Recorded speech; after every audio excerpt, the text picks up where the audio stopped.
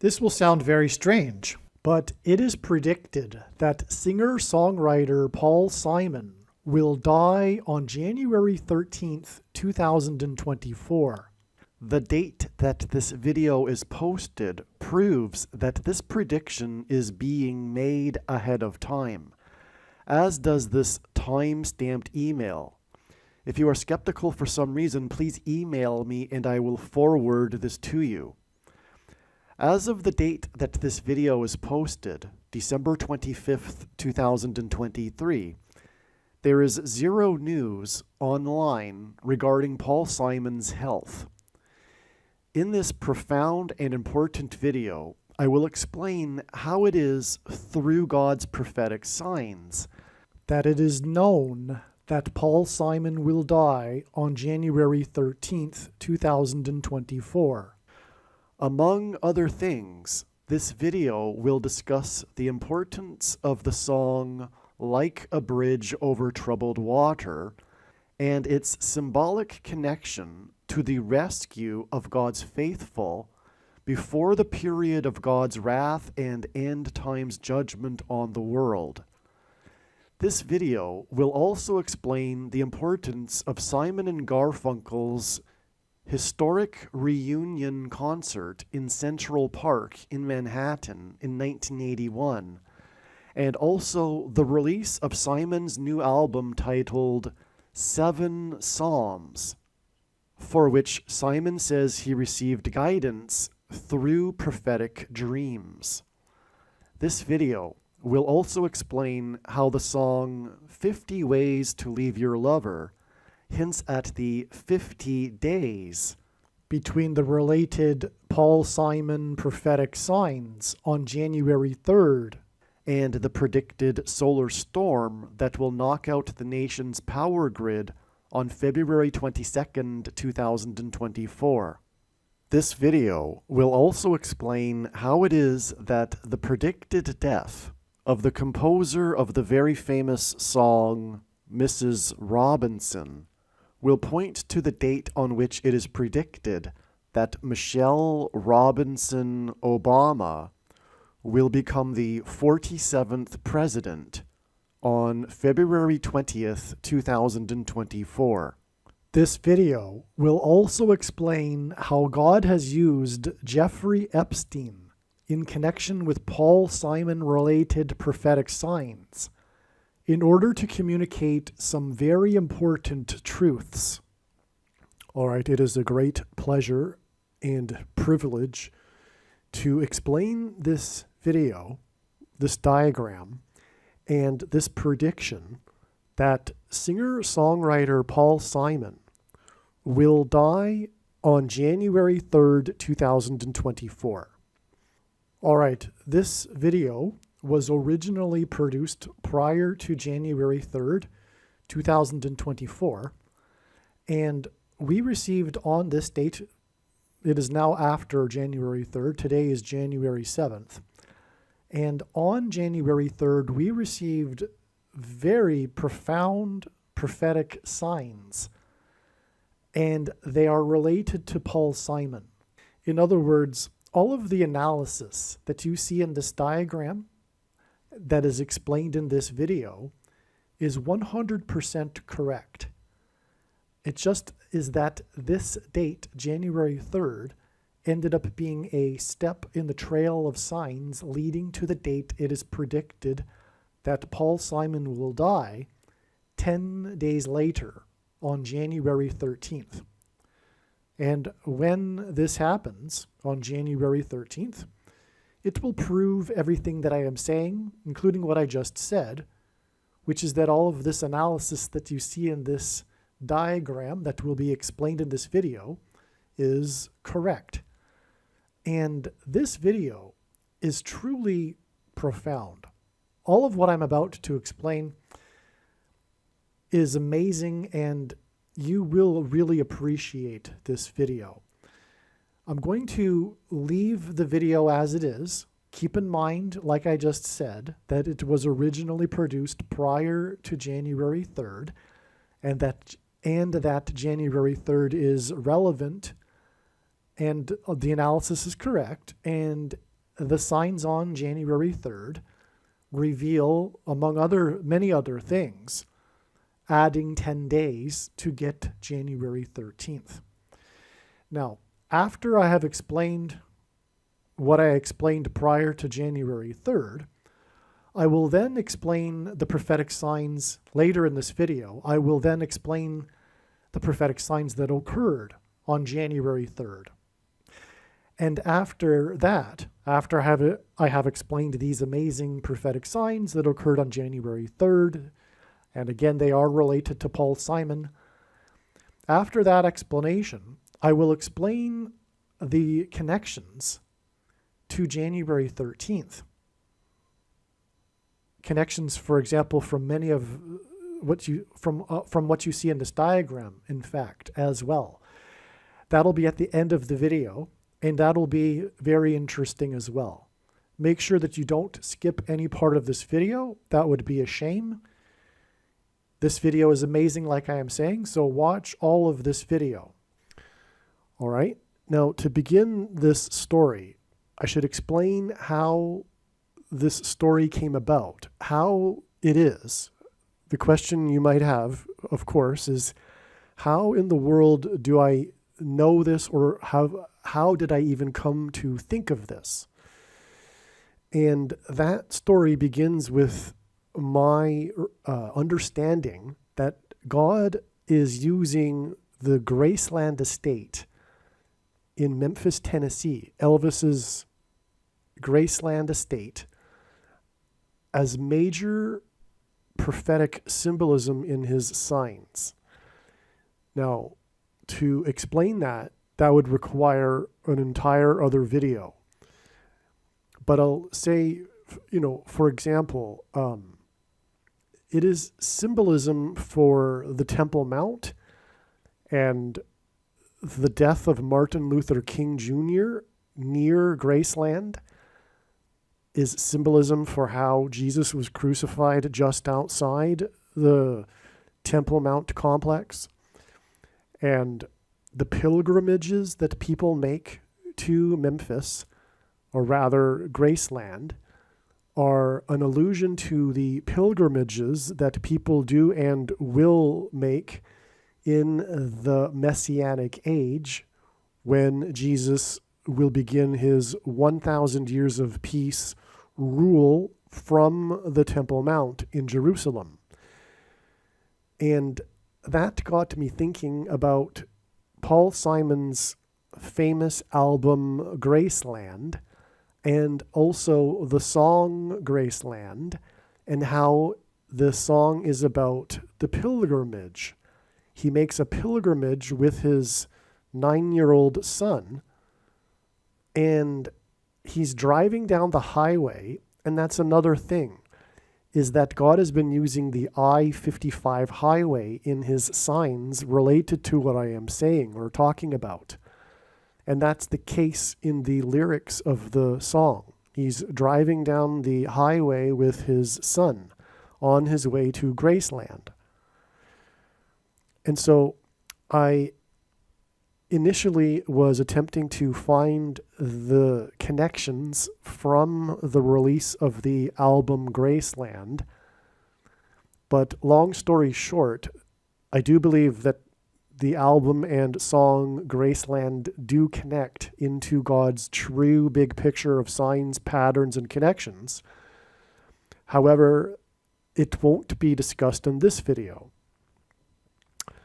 Now, it has been known that Paul Simon, the famous singer-songwriter of Simon and Garfunkel, will die on January 3rd, and this has been known since January of 2023, and possibly December of 2022. I can't recall exactly. And that initial discovery was due to this connection, or rather, this discovery of January 3rd initially came through this discovery. It was at some point, like I'm saying, in January, I think, of 2023, if not December of 2022, it was realized that the most famous song of Paul Simon's, Like a Bridge Over Troubled Water, is in fact a prophetic sign and is symbolism, an allusion to the rapture. Now, if you don't know what the rapture is, it is Christianity's most preposterous idea, and that is that God's faithful will be rescued from the severe persecution from the Antichrist.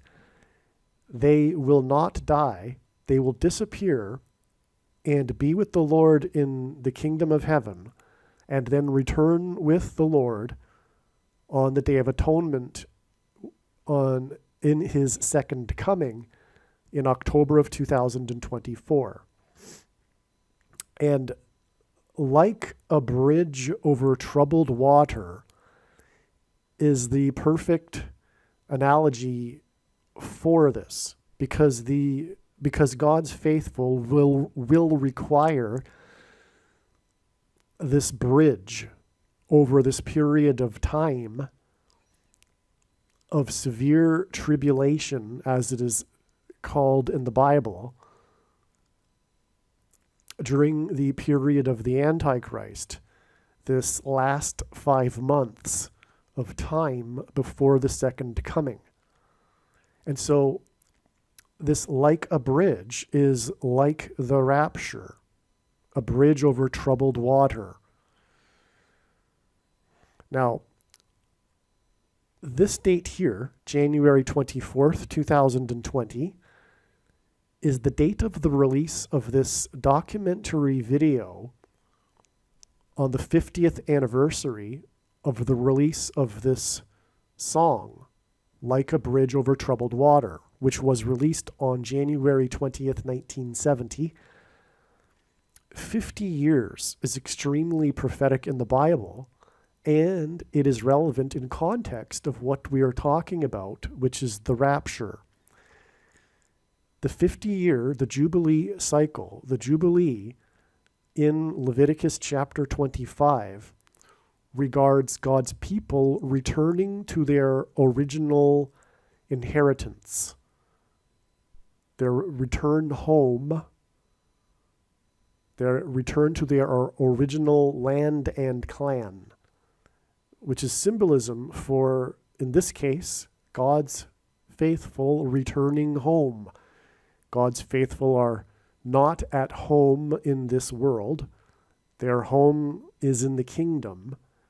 And that is the significance, the extreme relevance of this 50-year anniversary of Like a Bridge Over Troubled Water. And this documentary is significant. It talks about the making of this song, and it's very interesting. I recommend it, and I will leave a link to this and a few other things in the description box below this video. And part of the making of this song is how Paul Simon originally didn't have a third verse for the song, but it was encouraged by Art Garfunkel and I believe some other people involved in the production, that the song needed a dramatic ending. And the way Art Garfunkel describes it in this documentary is that he believed that it was a song waiting to take off and fly. And that's a perfect analogy. But it is also prophetic, because those that will be raptured will fly. They will meet the Lord in the air, as it is said in Bible prophecy. And so flight, flying, taking off is symbolism for the rapture. And that is the nature of this song. What makes it so timeless and classic and regarded highly, a big part of its success is the structure of the song and how the song is, like I'm saying, a build-up until this takeoff down the runway, as Art Garfunkel was explaining. So the dramatic ending of this song is a big part of this song, in other words, and again, that is because it is symbolism for this taking off of the Lord's faithful over the bridge, over the troubled water. All right, now, once this was realized, I guess intuitively, that this would be a prophetic sign, because it's a lot more difficult for the Lord to connect something back in 1970. But if he were wishing to connect it to, for example, the day that Paul Simon will die, it would be easier to do to make a connection from the 50th anniversary, which is, like I just explained, appropriate in any case.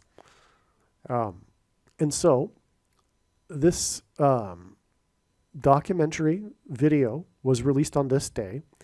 And so I did a little number crunching, and I came up with this connection here, which is 1,440 days. That's very significant, because there are 1,440 minutes in a day. And this number has been used in God's signs and connections before. It is, we inherit 1,440 minutes in a day from ancient Babylon. And in the Bible, Babylon is Antichrist system and Antichrist symbolism.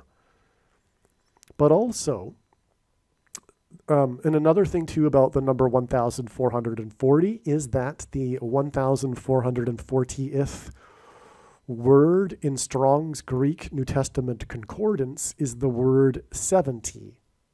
And that's very prophetic in God's signs as well, regarding the timing of the second coming of Lord Jesus Christ, as it is an allusion to the most central prophecy in the Bible in Daniel chapter 9, for example. But also, 1,440 hints at the number 144. And that number, 144, is an extremely prophetic number in the book of Revelation that is symbolism for those that will be raptured. Not all people that are into Bible prophecy are aware of this fact, and it is a fact. This number in the book of Revelation, the 144,000, is a reference to those that will be raptured. It is symbolic of God's faithful who will be raptured. And that is why this connection is relevant from this song, Like a Bridge Over Troubled Water, which is symbolism for the rapture. We have this connection and a number that is symbolic of the rapture. And that gets us to the day that Paul Simon is predicted to die, January 3rd, 2024. And at the time, it was then easily calculated. When I say at the time, I mean January of 2023, when all of this initial discovery was made. It was easily calculated that this date is 50 days prior to this date, February 22nd, 2024. And at that time, it was believed that this date would be the date of the rapture.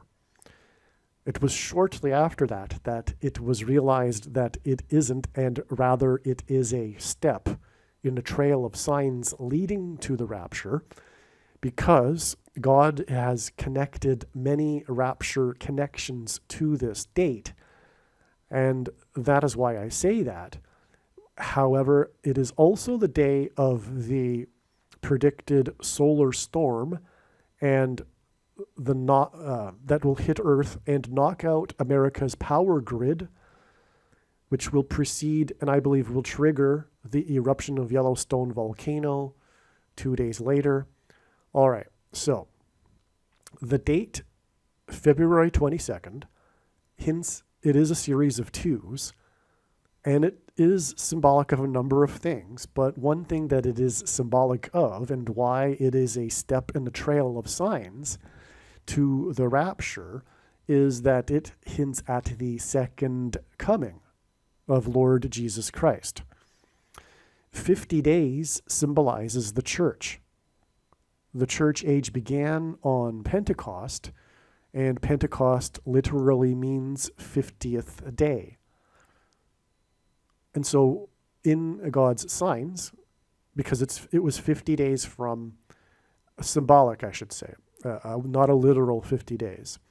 But anyway, it was 50 days symbolically in the Omer count that is described in Leviticus from Passover, the day that Jesus was crucified. Okay, so shortly after that, this discovery of this, so in other words, this 50 days confirmed that this was relevant, this 1,440 days.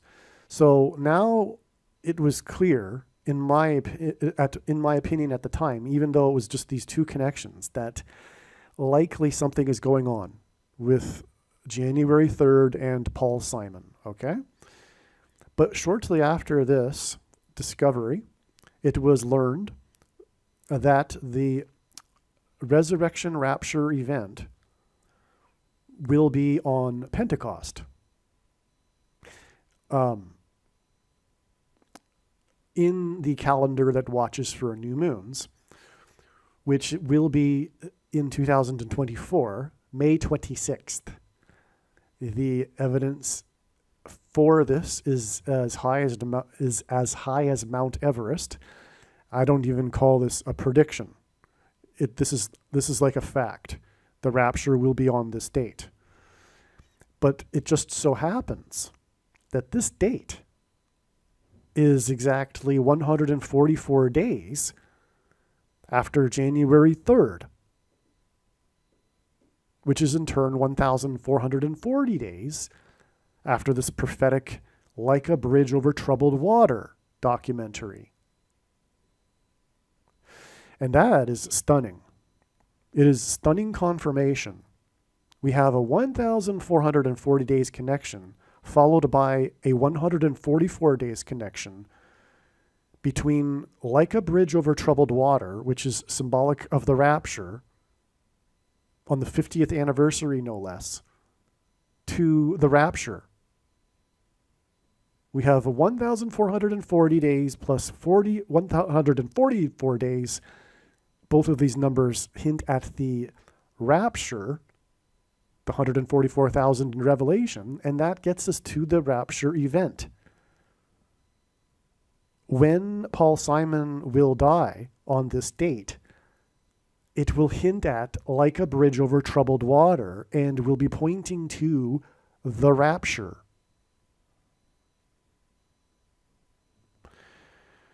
Okay, so another side note here, and I don't really mean a side note, but this 1,440 days and 144 days provide a hint confirmation for this 14 days, right? You can see that, right?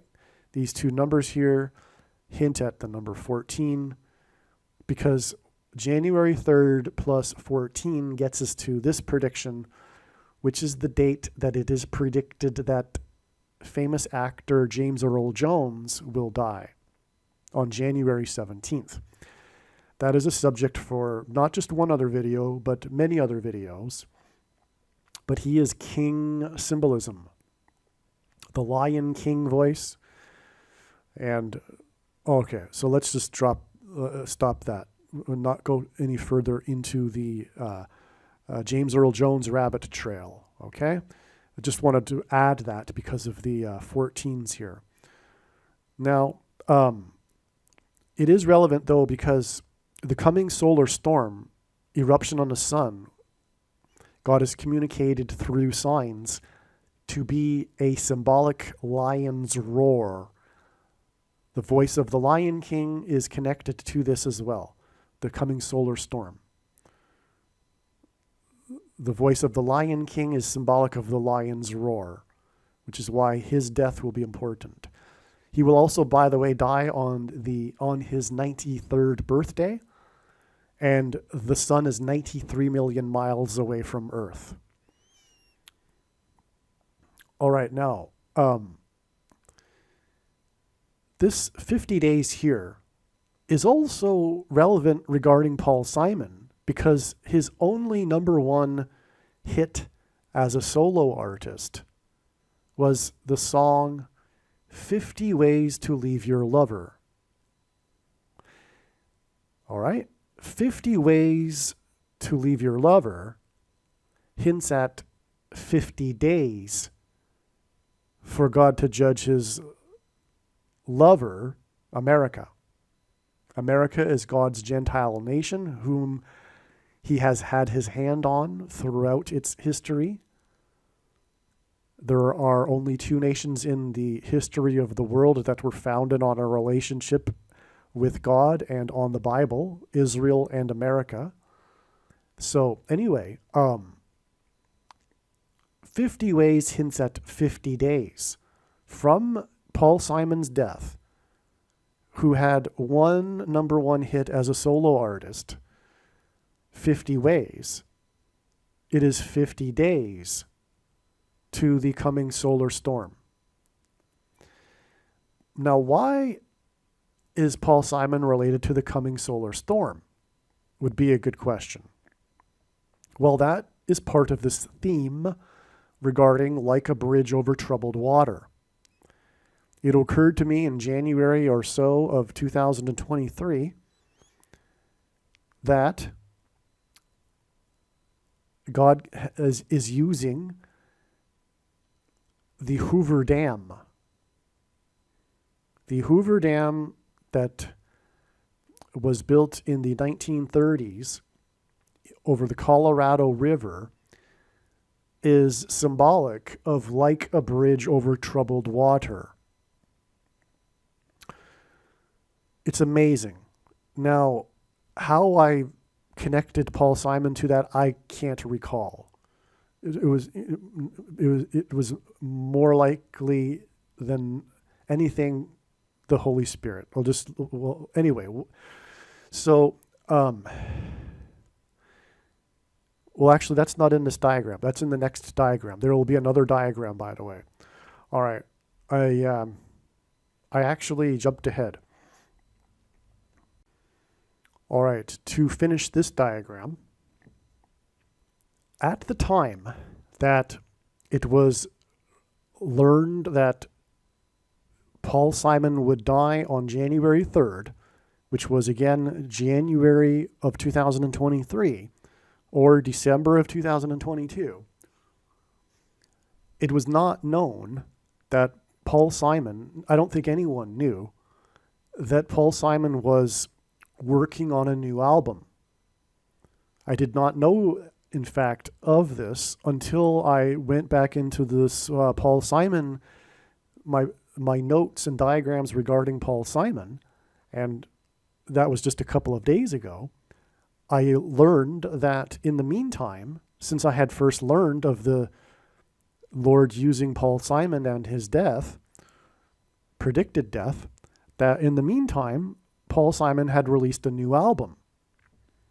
And that knowledge was accidental because it was just, YouTube recommended something, an interview, and I clicked it, and then they were talking about his new album. And I didn't expect it at all. So thank the Lord that this happened, that I clicked on that video, because this is so huge. This is so significant. As Paul Simon, now I've watched many interviews of him. He made the rounds doing these interviews, and there's a big story behind his new album and how it came to be. And the big thing about this story, including, by the way, he made a trailer documentary, if you will, a short video explaining this and how this new album came to be. But the biggest part of this story, in fact, the story, is how he had a dream. And whenever he talks about it, he gives the specific date. Every time he talks about the dream, he mentions the date of the dream. But he had this profound dream in which he says that in the dream, this powerful, realistic dream, he describes it as, he says that he was told that you are working on a new album, you are working on 7 Psalms. He says that either the dream told him this is what you're working on now, or this is what you will be working on. But he was told that he was working on 7 Psalms, as in Psalms of the Bible, as in the Psalms that David wrote in the book of Psalms in the Bible. And he woke up and wrote it down on a piece of paper, which is now framed and is shown in the video, for example. So it's a big part of the story. When he has had interviewers visit his studio, he shows them the framed piece of paper that he wrote down what, 7 Psalms on, right after he had this dream. So the dream told him he was making this new album, 7 Psalms, okay? And that was January 15th, 2019. Like I said, he mentions it every time he talks about it. He mentions specifically the date. All right? Now, the album 7 Psalms was released on May 19th, 2023. Which was 4 years, 4 months, and 4 days after his dream. The number 4 is symbolic in the Bible of man and the material world, as E.W. Bullinger would say. It is the number of the city number as well, which is why it is symbolism for Damascus in God's science. The oldest continuously inhabited city in the world is Damascus, Syria. And in Bible prophecy, it is said that this city will be completely destroyed and never lived in again. And that hasn't happened. And that is how we know that this prophecy was never fulfilled in history and is still yet to be fulfilled. Well, anyway, it's another subject. It's related. But on May 19th, 2023, there was also another prophetic sign, which was Vladimir Zelensky, a man that God is using in his signs as symbolism for many things, but also specifically the Antichrist, the 44th president, the first Jewish leader of Ukraine. Right before the beginning of the Russia-Ukraine war, Zelensky had turned 44 years old, and the nation of Ukraine was made up of 44 million people before the exodus, the evacuation from Ukraine. And again, the rapture will be an evacuation, an exodus, escape from the Antichrist, the 44th president. And so anyway, on May 19th, 2023, we had an important prophetic sign involving the 44-year-old of 44 million, Zelensky, when he attended the Arab League summit. And this was on his way to the G7 summit in Hiroshima, Japan.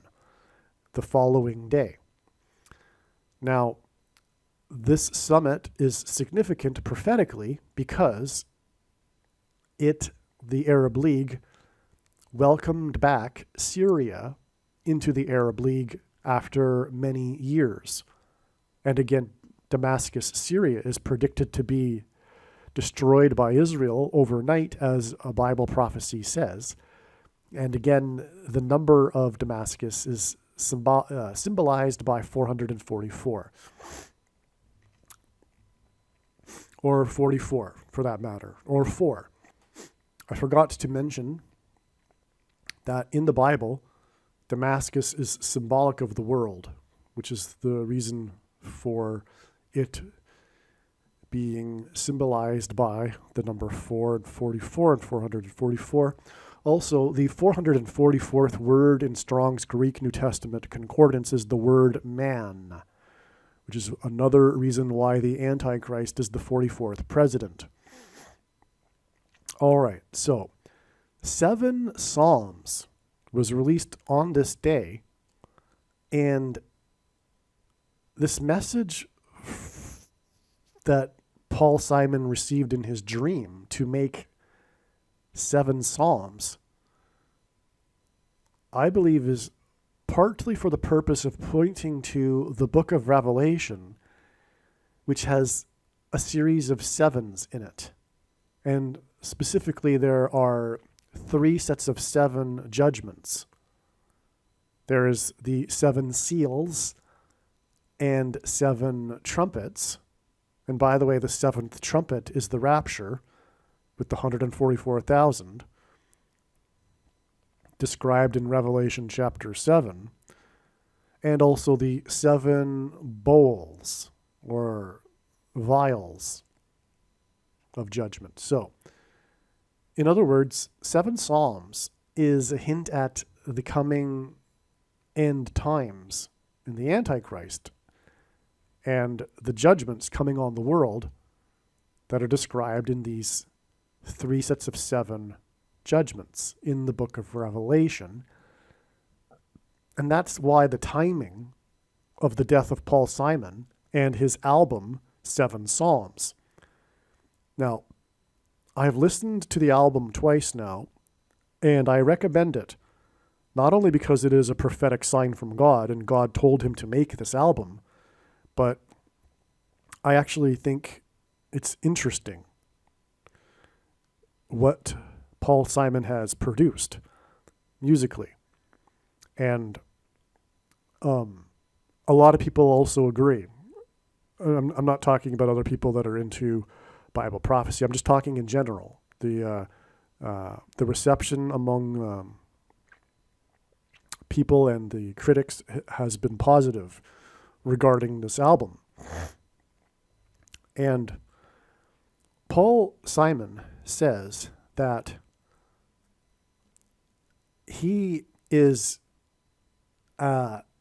he said he would rather not use the cliche, but he uses it anyway because it's the word that describes it. But he says that often he is like a conduit for when he is producing music.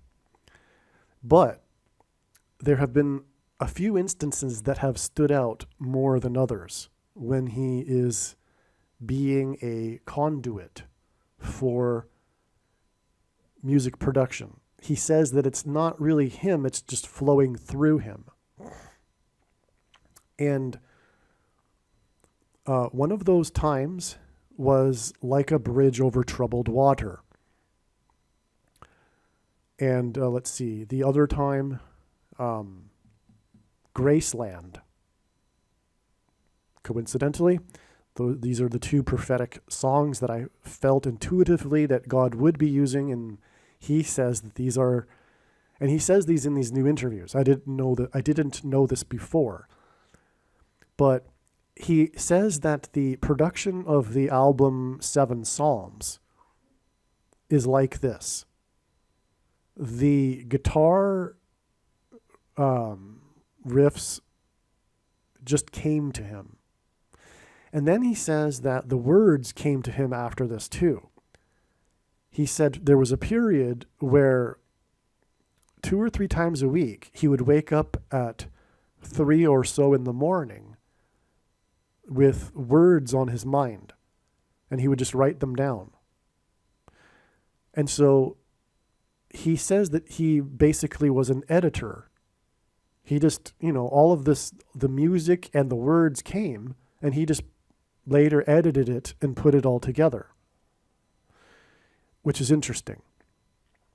Now, the album, it's 33 minutes, and there's no separation between the tracks digitally on the CD, for example, from what I understand. But there are 7 segments, if you will, hence the 7 Psalms, right? And the album, some interviewers asked Paul Simon about it being about mortality, and Paul Simon rejected that. He would reject this and say, well, that's an aspect of it, especially the last track of the 7, but it's about more than that. It's about the existence of God and the bigger picture and stuff, as he would say. So, now the album ends with him and his wife singing together. The very last note, the very last word is Amen. But I'm just going to refresh my memory and give you the exact lyric of his wife, Edie Brickell, right before they sing together Amen, and then the album ends.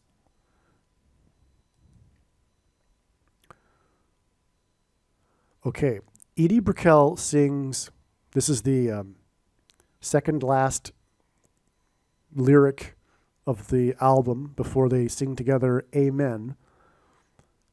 She sings, "Heaven is beautiful, it's almost like home.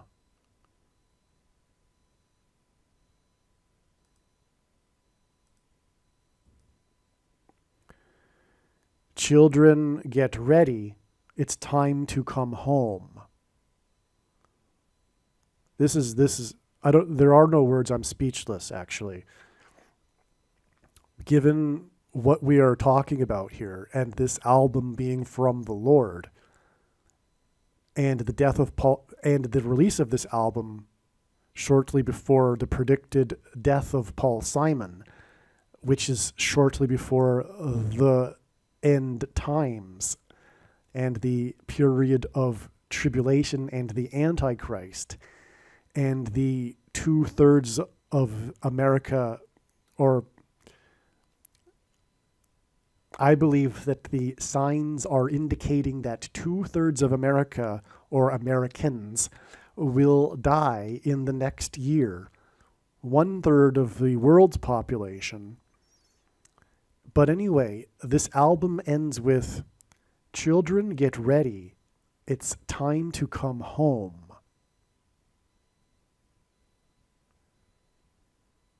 Heaven is beautiful. It's almost like home. Children, get ready. It's time to come home. All right, now, as I will show here, this trail of signs begins with the release, in this lower part of the diagram, begins with the release of Paul Simon's very famous Homeward Bound song.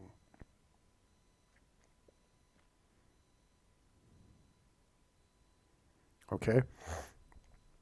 Now, so this is 7 Psalms we're talking about, which is, again, like I am saying, a hint at the 3 sets of 7, the 7 seals, 7 trumpets, 7 bowls of judgments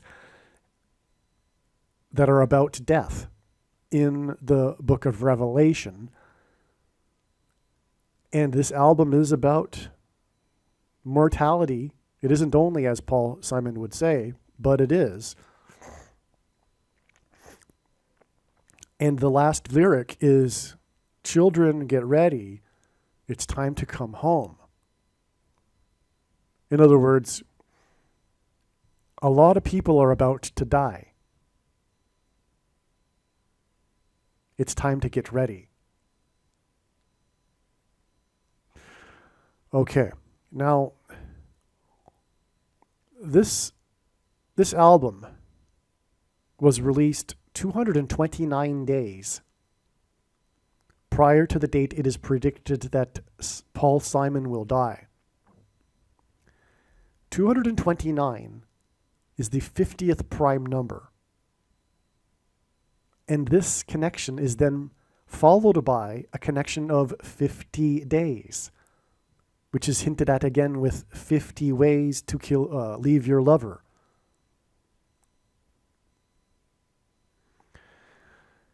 What is confirmation of this is that the song Like a Bridge Over Troubled Water won 5 awards at the 13th Grammy Awards. The 13th Grammy Awards is a hint at the date 1-3, January 3rd, which hints at 13. 1-3 hints at 13. In God's signs, this isn't the only instance of the date 1-3 hinting at 13. And anyway, that is the connection to the 13th Grammys. But again, it connects, as I explained earlier, with 1,440 days to the anniversary documentary of Like a Bridge Over Troubled Water, which won 5 awards at the 13th Grammy Awards. It also won Album of the Year, and it was Simon and Garfunkel's 5th and final album together. That's another 5. So it won 5 awards. The song won 5 awards. It was from their 5th album. It is 50 days from Simon's death to this predicted solar storm, and 50th prime number after the release of his new album. The release of his new album, the prophetic album that the Lord told him to make in a dream, was released exactly 500 months, which is a hint at 50. After the very famous Simon and Garfunkel reunion with their Central Park, New York City concert,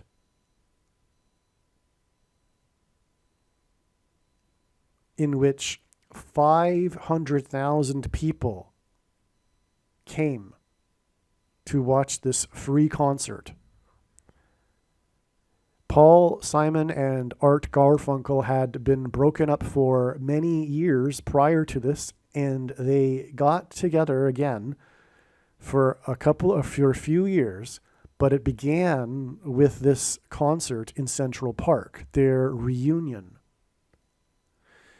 And reunion is also symbolic of the reunion of God's people, as in, children, get ready, it's time to come home. A reunion with God's faithful and God. Also, Paul Simon in Hebrew gematria, and Paul Simon is Jewish, by the way, is 500. If you don't know what gematria is, Roman, Greek, and Hebrew letters are also numbers, and as such, names and words can be converted into a numeric value. And the numeric value of the name Paul Simon is 500. Paul Simon reunioned. Paul Simon and Art Garfunkel had their prophetic reunion in Central Park in New York City, in Manhattan, in which 500,000 people attended.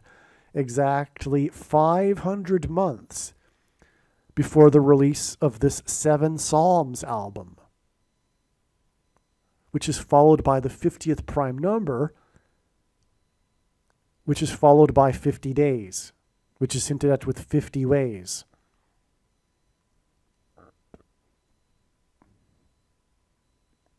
And again, this connects to Like a Bridge Over Troubled Water that won 5 awards and was on their 5th album.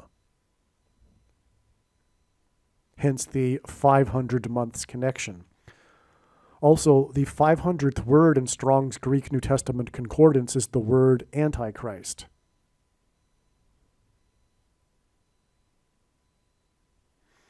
The reason for Central Park in New York City is because this date here, January 3rd, 1-3, is a reflection of 3-1. In fact, outside of the US, the date 1-3 is written as 3-1, which hints at 31.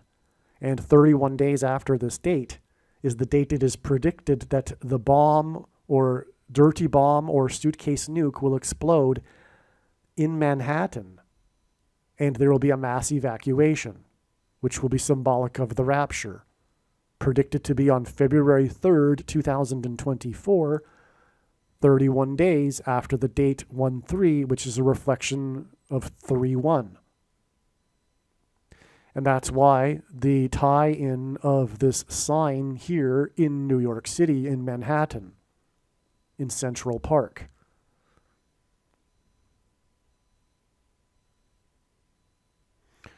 What is stunning confirmation of this also is that the number 188 is extremely important in God's big picture of signs, patterns, and connections.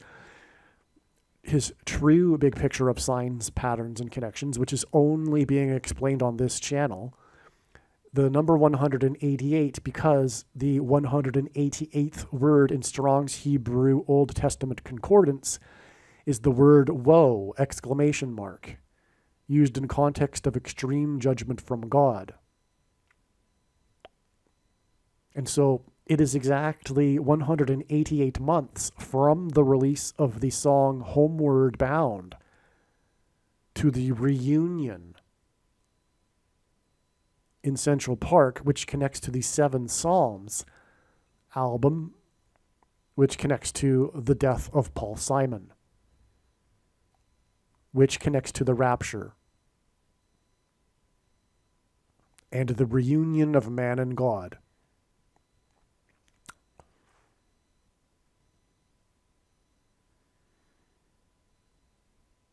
I think you're appreciating by now how important this diagram is and how important all of this is and how important Paul Simon is, not only in music history, but of course this is the reason why Paul Simon has been so important in music history of the 20th century. It is for the purpose of what we are talking about in this diagram, ultimately.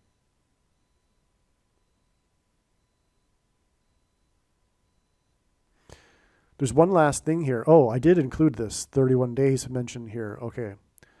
One last thing too here in this diagram. Paul Simon was born in 1941, and the date of his dream is 1941 days to the date it is predicted that President Trump will die on May 9th, 2024, which will be the last Trump sign, which will be an allusion to the phrase the Apostle Paul used in regards to the rapture, the phrase the last trump.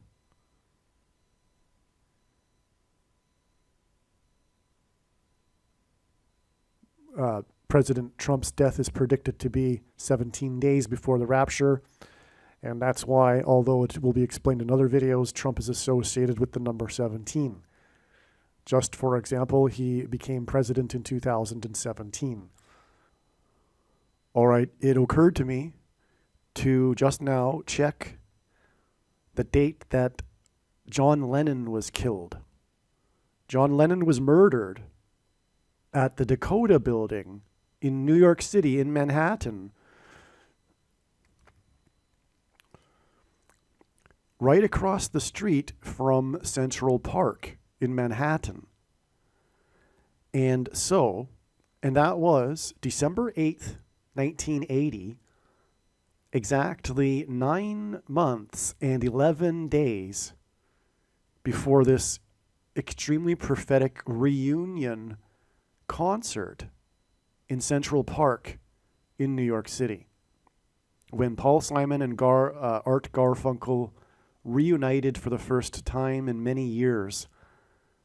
And on that note, it has been learned through learning about the history of the Beatles, because of the Lord using the Beatles in a recent sign as well, and very, very, very important sign, the release of their new song, Now and Then, that was released in November of 2023. Speaking of releases, this video again is about the release of this Seven Psalms album exactly 500 months after this reunion concert. Well, the Beatles released a new song in their virtual reunion, but also right before John Lennon died, Paul McCartney had reunited. He had reconciled with John Lennon, and they were about to start working together again. In fact, from what I understand, they were going to work together that December when John Lennon was killed, but the studio was taken, being used, and so they had to wait a little bit. But the point is that they had reunited. And John Lennon died across the street from Central Park 9 months and 11 days before this reunion in Central Park in Manhattan, the location of the 9/11 events in 2001, the big warning of judgment. And as I explained, all of this is connecting to the date it is predicted that there will be a dirty bomb or suitcase nuke explosion in Manhattan. And so the death of John Lennon, in fact, connects to the bomb, the predicted bomb, on February 3rd, 2024, through this trail of signs in this diagram as well. And so and John Lennon being one of the other big important music composers of the 20th century, of the baby boomer generation, John Lennon died in Manhattan 9 months and 11 days before this reunion in Manhattan in Central Park, which is exactly 500 months to Seven Psalms, and then the 50th prime number to the death of Paul Simon. So the two men's deaths connect. And then in turn, the death of Paul Simon, who is also from New York City, on the date 1/3, hints at 31 days to the date of the predicted bomb in New York City.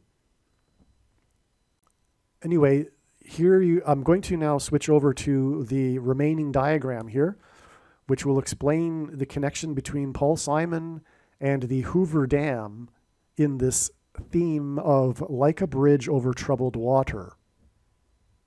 All right, now, not only is Like a Bridge Over Troubled Water one of the top rated songs of the 20th century, and arguably some would say Paul Simon's best song, but it is a major prophetic sign in God's big picture of signs.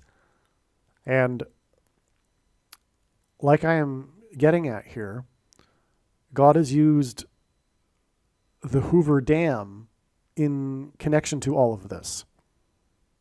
The Hoover Dam is symbolic of like a bridge over troubled water. It is a bridge. The Hoover Dam, until 2010, was a major travel route. It was the U.S. Highway 93, and a lot of traffic flowing between Nevada and Las Vegas and Arizona and California passed over the Hoover Dam. It wasn't just a dam, it was actually a bridge over the Colorado River. And U.S. Highway 93 is hinting at the sun, which is 93 million miles away from Earth, as I mentioned a minute ago, earlier. Paul Simon was born on October 13th, 1941, 66 months and 6 days after this date here, in which astronomers that were observing the sun observed highly unusual solar sunspot activity that climaxed with what is described as being, quote, a quite perfect crucifix, unquote, on the surface of the sun. There was this highly unusual solar sunspot activity that then coalesced and climaxed with this quite perfect crucifix on the surface of the sun. On April 8th, 1936, I learned this through other connections in God's big picture of signs back in 2018. Somehow the Lord led me to this knowledge of this event on the surface of the sun on this day. This day is actually 30,000 days exactly to May 27th, 2018, Pentecost in the calendar that watches for new moons. It was a major date in God's signs, and it involved Joshua, and 30,000 chosen ones are in the book of Joshua, which led me to subtract 30,000 days to see what happened on that day.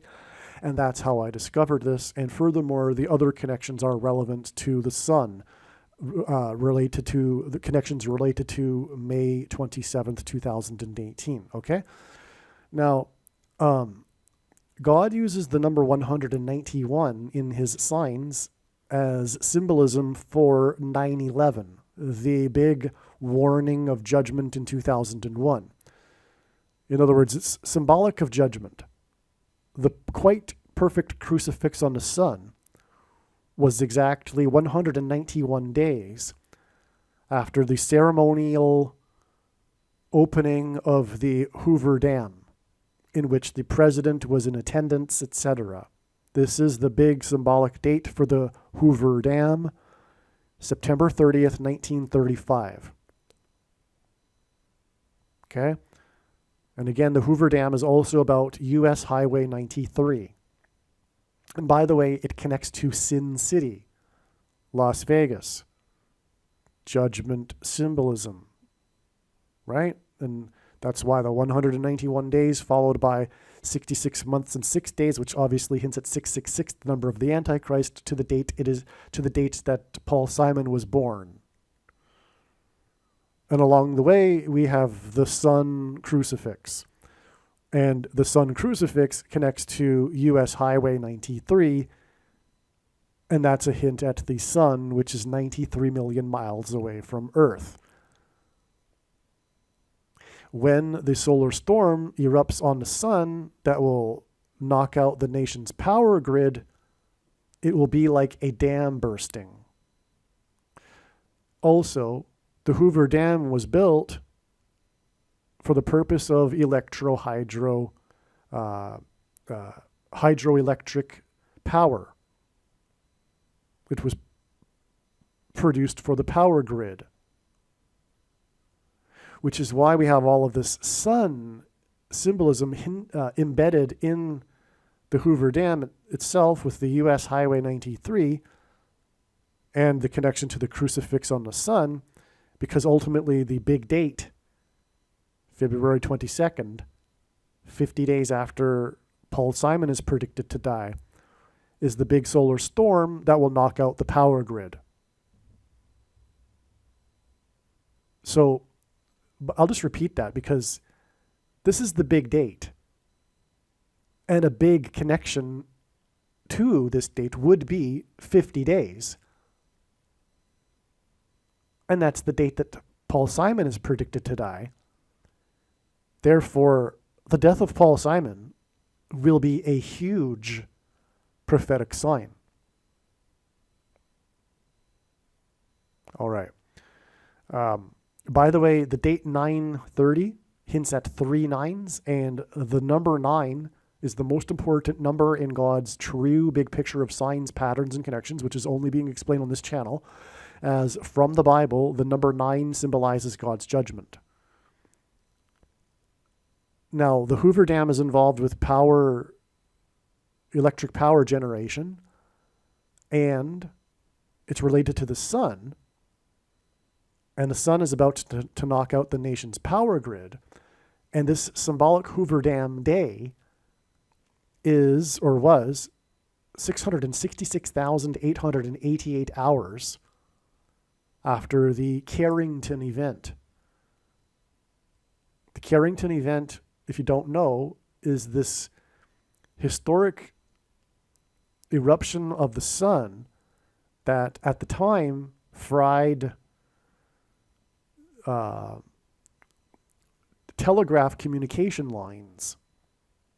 The technology infrastructure for communication was primitive. Had the Carrington event happened in a later time or in our time, the result would be catastrophic. Okay, so there hasn't been a Carrington-like event since then, but scientists say these things are cyclical and we are due for something like a Carrington event. All right. Now, and that's relevant because of what we were talking about here, the sun and electricity with the Hoover Dam. Now, 153 is a number in the Bible, one of 3 unusually specific numbers, and it relates to the second coming. In Jesus' last miracle, 153 fish were caught in the net, which was symbolic of the end of the age of fishing for men and the second coming, which is why the fish were caught 200 cubits from shore, hinting at the second coming after 2,000 years, etc. By the way, 666, the number of the Antichrist, 888, Jesus, the name Jesus in Greek gematria is 888. That's the reason there. Okay, that exactly 153 months after this profound, ceremonial, symbolic date for the Hoover Dam, gets us to the date that the president was in attendance at this ceremony. It gets us to this date involving the president. Was it Isaac? No, Truman. Yeah. President Truman, on this day, signed into law National Freedom Day. This is an allusion also to the rapture. The liberation of God's faithful into the kingdom, because the biblical worldview is that one's life in this world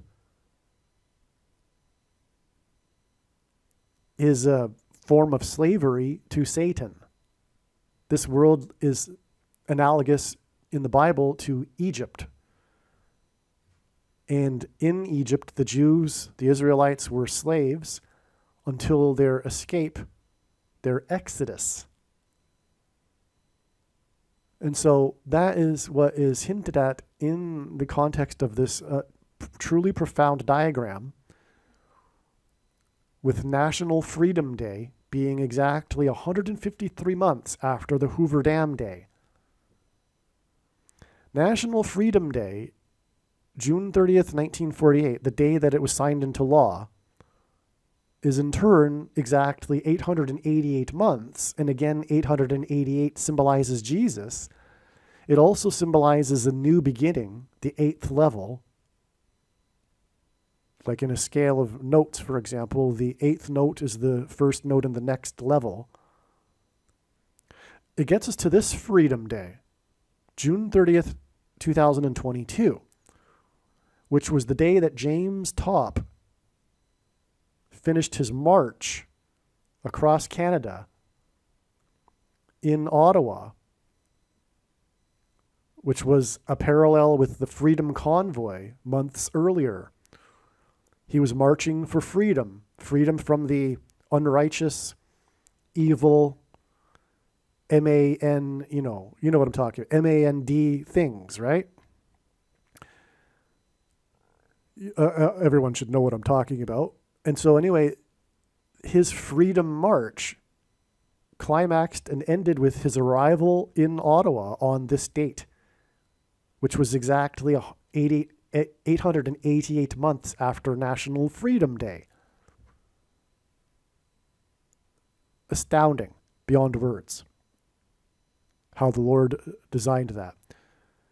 Now, speaking of the Freedom Convoy, the truckers, the climax of that extremely prophetic sign, which I won't explain in this video, was February 17th, 2022.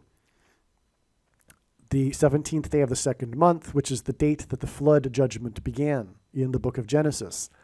This was the day of the tabling of the Emergencies Act. The wicked, evil implementation of the Emergencies Act on the dissenters of the Blue Team in Canada in their wicked civil war, which is in reality a religious war against their arch enemy, conservatives and Christians. Because they don't know it, they are in league and are working for Satan. Now, this Emergencies Act is prophetic for many reasons, which I won't explain in this video, except for one, because it's related to the sun. And that's why on this day, the trailer for the new Elvis movie was released. And this movie is about Elvis and his manager, Colonel Parker. And this date here ties into the Parker probe around the sun signs, which I won't explain here either. But that's why the Parker probe is named Parker. It's because it is an allusion to Colonel Parker, who stole Elvis from Sun Records out of Memphis, Tennessee. Okay, so, and there's king symbolism and all of that. And so I can't go any further into all of that, the significance of Elvis and everything. Okay, but this date, this climax to this sign was 93 days, which hints at the sun that is 93 million miles away from Earth, to this event, which was called in the American media Canada's derecho. A derecho storm is a straight line storm. And it's like a punch. In boxing, a derecho is a type of punch. It's a straight punch.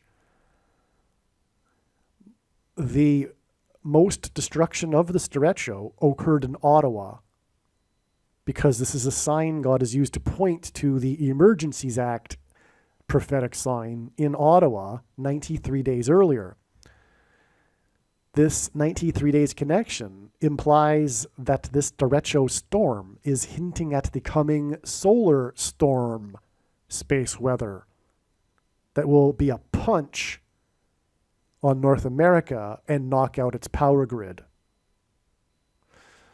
And I'll show a picture of this in a second. But in the book of Genesis, in the flood account, the flood waters increased for 40 days after they began on the 17th day of the second month. And that's why we have the 40 days from the derecho storm to the day that James Topp arrived in his freedom march in Ottawa. Now I'll just take a pause here and I'll show you the picture of the derecho storm. All right, here is an image taken from a media site. It's Canada's derecho.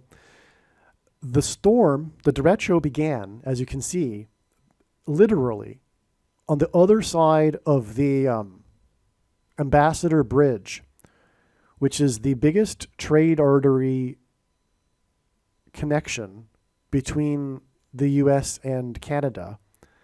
And this bridge was known for being shut down by the truckers in the Freedom Convoy protest. The Freedom Convoy protest was a straight line. It was a line of truckers across Canada, from Western Canada to Ottawa. It was a straight line. It was like a derecho. It was a parallel line with the border wall of security. I won't get into that symbolism that parallels the book of Joshua, but that border wall is also why the bridge was shut down between the border. But anyway, the reason why this derecho storm begins in Windsor, and a derecho is a wind storm, by the way. It begins in Windsor, literally on the other side of the bridge, because it's hinting at the Freedom Convoy protest. And God's and how that protest was in line with God's anger at the unrighteousness of Canadians and their government. All right. And so that you get the symbolism, you get it, right? The straight line is symbolic of the convoy itself, but also it begins at the bridge, which is the big thing about the protest. But this derecho storm began here, but it did most of its damage in Ottawa. 900,000 people were without power. And again, the number 9 is the most important number as it symbolizes God's judgment. So there you have it, Canada's derecho. And by the way, 1/3 of Canadians live within this part of Canada. When we include Montreal and Quebec City, I don't know what it is. Maybe it's like 4/5 or something. No, 3/5 or something. But it truly is Canada's derecho because most of the Canadian population lives in this corridor right here. All right, now to finish this up, we have from the derecho storm, 900,000 people. We get to James Topp and his arrival in his Freedom March in Ottawa. And that is exactly 99 weeks. And God pairs 9 and 88 together to confirm his signs and connections. And 9, again, symbolic of God's judgment. And that gets us to this date here, just 3 days before the rapture. But this is a rapture sign. This will be the day of the Jupiter-Venus conjunction, which is symbolic of the rapture, which I won't explain. Jupiter symbolizes the body of Christ, and Venus in the Bible is symbolic of Christ and them coming together in the sky is a hint at Bible prophecy and the rapture when God's faithful will meet the Lord in the sky. All right. Now, last on this diagram here is this 86 exact weeks connection between James Topp's Freedom Convoy March arrival in Ottawa to the day of the solar storm, which again connects, as we see in this diagram, to the Emergencies Act. This will be the big emergency, the knocking out of the power grid.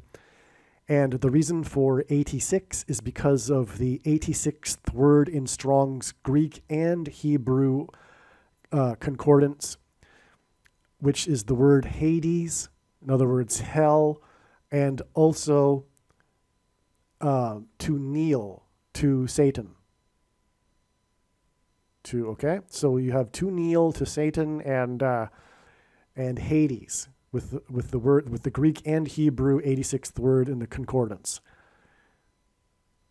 And what will be the result of the power grid going out is the rise of the Antichrist through, for example, the rationing of food, which will be rationed to those who have taken the thing, and you know what I'm talking about, the thing that was protested, for example, and that will be enforced, the rationed food, only to those who have taken the thing through programmable digital currency, which is the symbolic significance of the shutting down of the protesters' bank accounts in the Emergencies Act sign. It's hinting at the coming emergency from the solar storm and power grid going out and the rationing of food and the control of people's bank accounts and food only being allowed to be purchased by those who have taken the thing,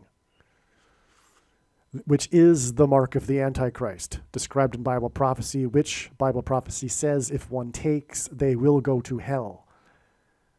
However, nowhere does it say that they cannot repent. So if you have already taken the thing, repent, beg for God's forgiveness. It is a spiritual abomination. And anyway, it is the mark of the Antichrist. So anyway, there you have it. That's how Paul Simon and his birth connects to all of this. The Hoover Dam, like a bridge over troubled water, and electricity, and how it's going to go out with the solar storm and power grid 50 days after Paul Simon's death. All right, a couple more things here, and this should have perhaps been said at the outset, but the Hoover Dam is 726 feet high, and that is extremely prophetic. 726 hints at the 726th word in Strong's Greek New Testament concordance, which is the word rapture. It is the Greek word that means rapture. And again, the rapture event is the rescue of God's faithful in a bridge over troubled water.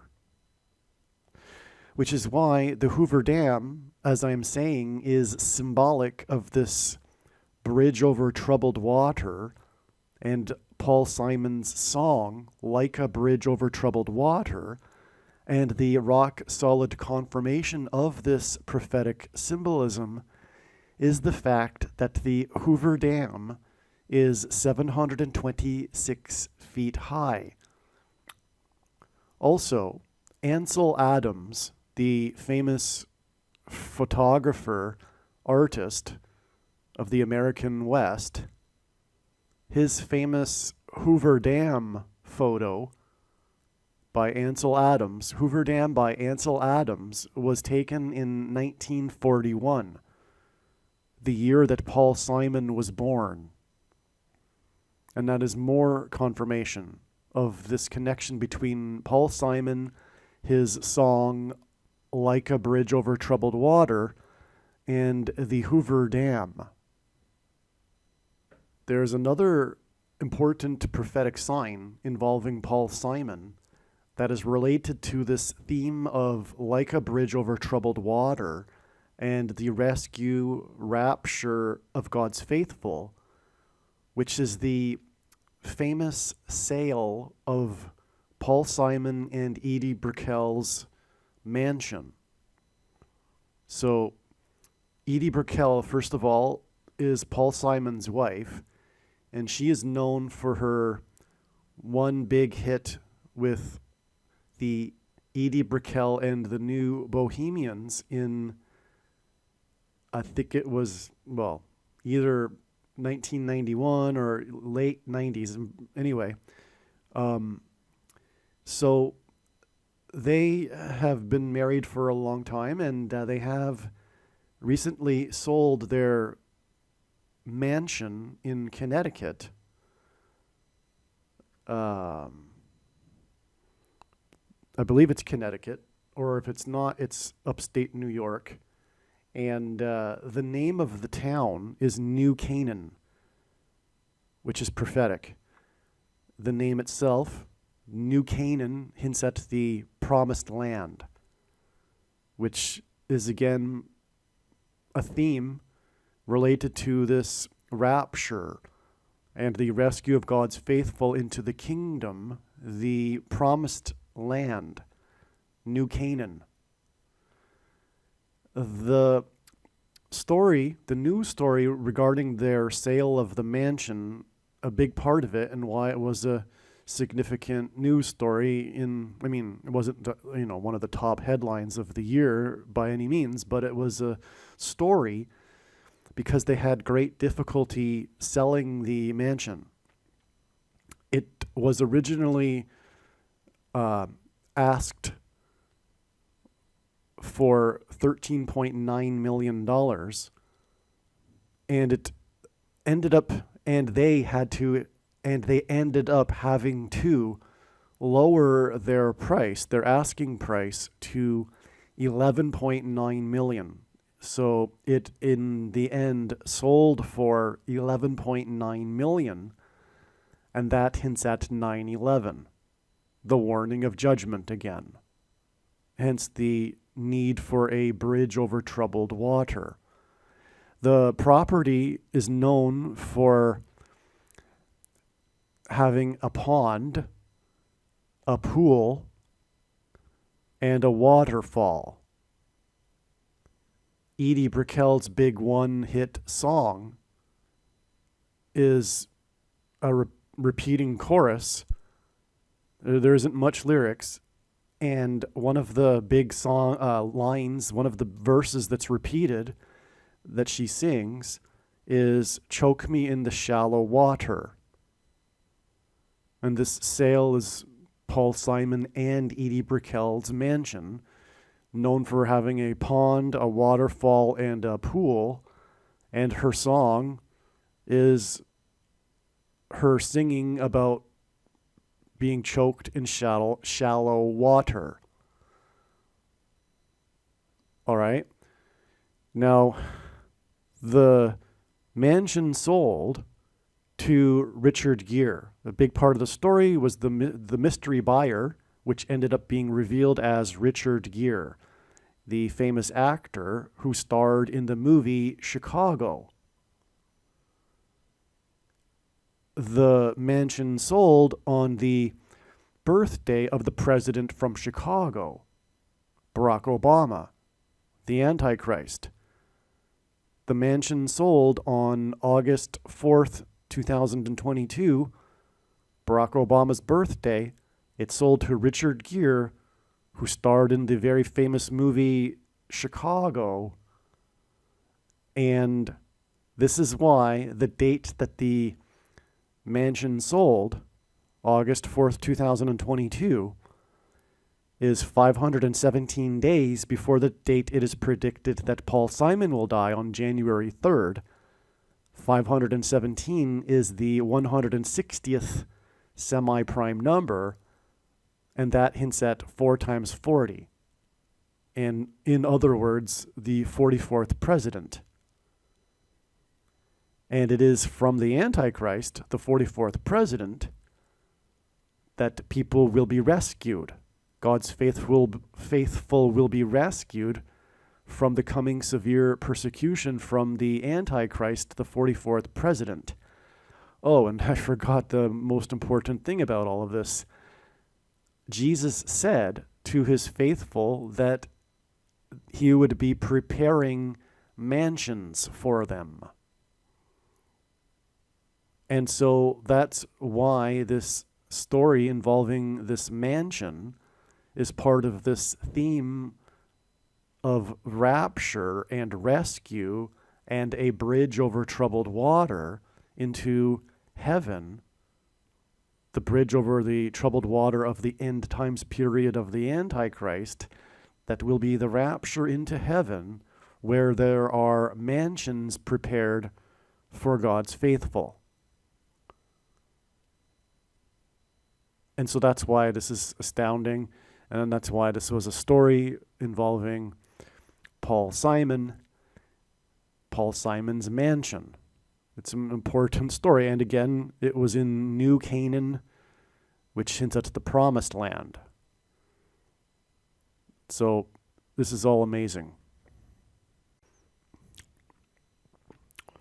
One last thing here, too, is that Paul Simon and Art Garfunkel are known for a very famous song named Mrs. Robinson. The chorus of the song is Mrs. Robinson, and the maiden name of Michelle Obama is Robinson. This is a prophetic sign that hints at Michelle Obama becoming the president. This is a sign that God is communicating this famous Mrs. Robinson song. And through the death of Paul Simon, it will be pointing to the date that Mrs. Robinson, Michelle Robinson Obama, will become the 47th president, which will be 1 month and 17 days after the death of Paul Simon on January 3rd. It is predicted that Joe Biden will step down, and he will enable Michelle Obama to become the president on February 20th, 2024. This will be after it is predicted that Kamala Harris will die in a plane crash and Michelle Obama will be appointed her replacement. This 1 month and 17 days connection in between the death of the composer of Mrs. Robinson and the rise of Mrs. Robinson as the president hints at her birthday, January 17th, 1964. That is the reason for this 1 month and 17 days connection.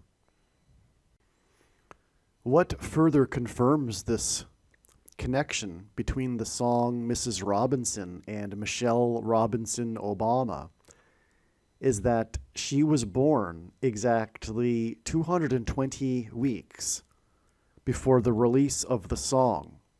She was born on January 17th, 1964, exactly 220 weeks before the release of the song Mrs. Robinson on April 5th, 1968. 220 weeks is extremely prophetic because it hints at the two towers that were struck on 9/11 and collapsed that were 110 stories high. Two planes struck two towers that were 110 stories high, which is what is hinted at with the number 220, which makes 220 a 9/11 number, a number in God's signs that hints at the warning of judgment for America to repent and turn back to God, or else judgment destruction on 9/11. What is also noteworthy is that the 1 month and 17 days in between the predicted death of Paul Simon, the composer of Mrs. Robinson, and the day that Michelle Robinson Obama is predicted to become the president, is that this 1 month and 17 days is also 48 days, and it is through Michelle Obama becoming the president that the Antichrist will become the president through her replacement, the 48th president, Barack Obama. All right, now I am going to explain the prophetic signs, the profound, important prophetic signs that occurred on January 3rd. And it will also in the process be explained how this is relevant to Paul Simon. Be patient. The explanation I am about to read will not be entirely about Paul Simon. In fact, it is about a great many other things, which is typical of God's true big picture. I should say big picture of God's prophetic signs, patterns, and connections, which is only being explained on this channel. His big picture incorporates many things. It's an interconnected web. It is like the Bible. The Bible cannot be properly understood. You can't isolate parts of the Bible without appreciating their context to the rest of the book. And so that's the case as well with God's signs. And so it's all interconnected. But nonetheless, you will see at the end of this how it all connects to Paul Simon and how it also reveals adding 10 days to January 3rd to get January 13th, the date it is now predicted that Paul Simon will die. So let's get into it. This is an email that I wrote to friends explaining what happened. So I'm just going to read it. Okay, it was speculated that there will be 2 blasts in Manhattan and that these blasts will be on January 3rd, 2024, which will be 31 days after the date 1-3, January 3rd. 31 hints at 1-3. On 1-3, there were 2 blasts in Iran at the site of General Soleimani's grave. 84 people were killed in the bombings. This was exactly 48 months after trumpet, God's trumpet that he uses to trumpet and highlight his prophetic signs, had Soleimani killed with a drone's missile in an explosion. 84 people in these bombings hints at the 48 months earlier when Soleimani was killed. Because again, these bombings were at the site of Soleimani's grave. That's astounding. 84 people hints at 48. This hints at the future 48th president who was born on 8/4, August 4th. Also, the end times period of the Antichrist is in Bible prophecy symbolized with 84 months. So 7 years, 12 months, each 84 months. Daniel chapter 9. Okay. The first of the 2 bombs was 2,300 feet from Soleimani's grave. This is in the news article. 2,300 feet. 2,300 feet hints at the 2,300 days period associated with the Antichrist in Daniel chapter 8.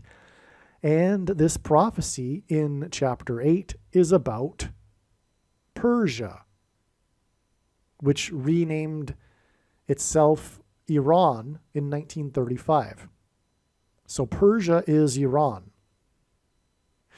And that's why it is astounding we have the 2,300 number in this prophecy, because that is what is in the prophecy regarding Persia in Daniel chapter 8. I should say 2,300 feet in this prophetic sign, because there's 2,300 there's the number 2,300 in the prophecy about Persia in Daniel chapter 8. As well, 2,300 feet hints at Obama's high school jersey number, and that's the point here is also. Again, that's the reason for the 84 deaths 48 months after Soleimani's death in an explosion. It also hints at the date of the predicted explosions in Manhattan on the date 2-3, which hints at the number 23. The date of these explosions on January 3rd, 2024 in Iran hints at the number 13. The date 1-3 hints at the number 13. Haman persecuted the Jews on the 2 13th days of the month in the book of Esther in the Bible. This was the prophetic significance of General Soleimani's death, who was symbolism for Haman in the Bible. And that's because Haman wasn't the king. He was like a general. Okay? This was the prophetic significance of General Soleimani's death on the date 1/3, which hints at 13 in 2020. That's why, in other words, Soleimani died on the date 1/3 because it hints at 13, and Haman persecuted the Jews on the 13th days of the month. In other words, the number 13 symbolizes the Antichrist, but one of the reasons why is because of the book of Esther and Haman. Soleimani is symbolism for Haman, like I just said. It is predicted that Israel will bomb Iran on February 26th, 2024, in response to the predicted explosions in Manhattan that are predicted. Again, the predicted bombings in Manhattan will be 31, which hints at 13. It's a reflection of 13 days after the explosions in Iran on 1/3, which hints at 13.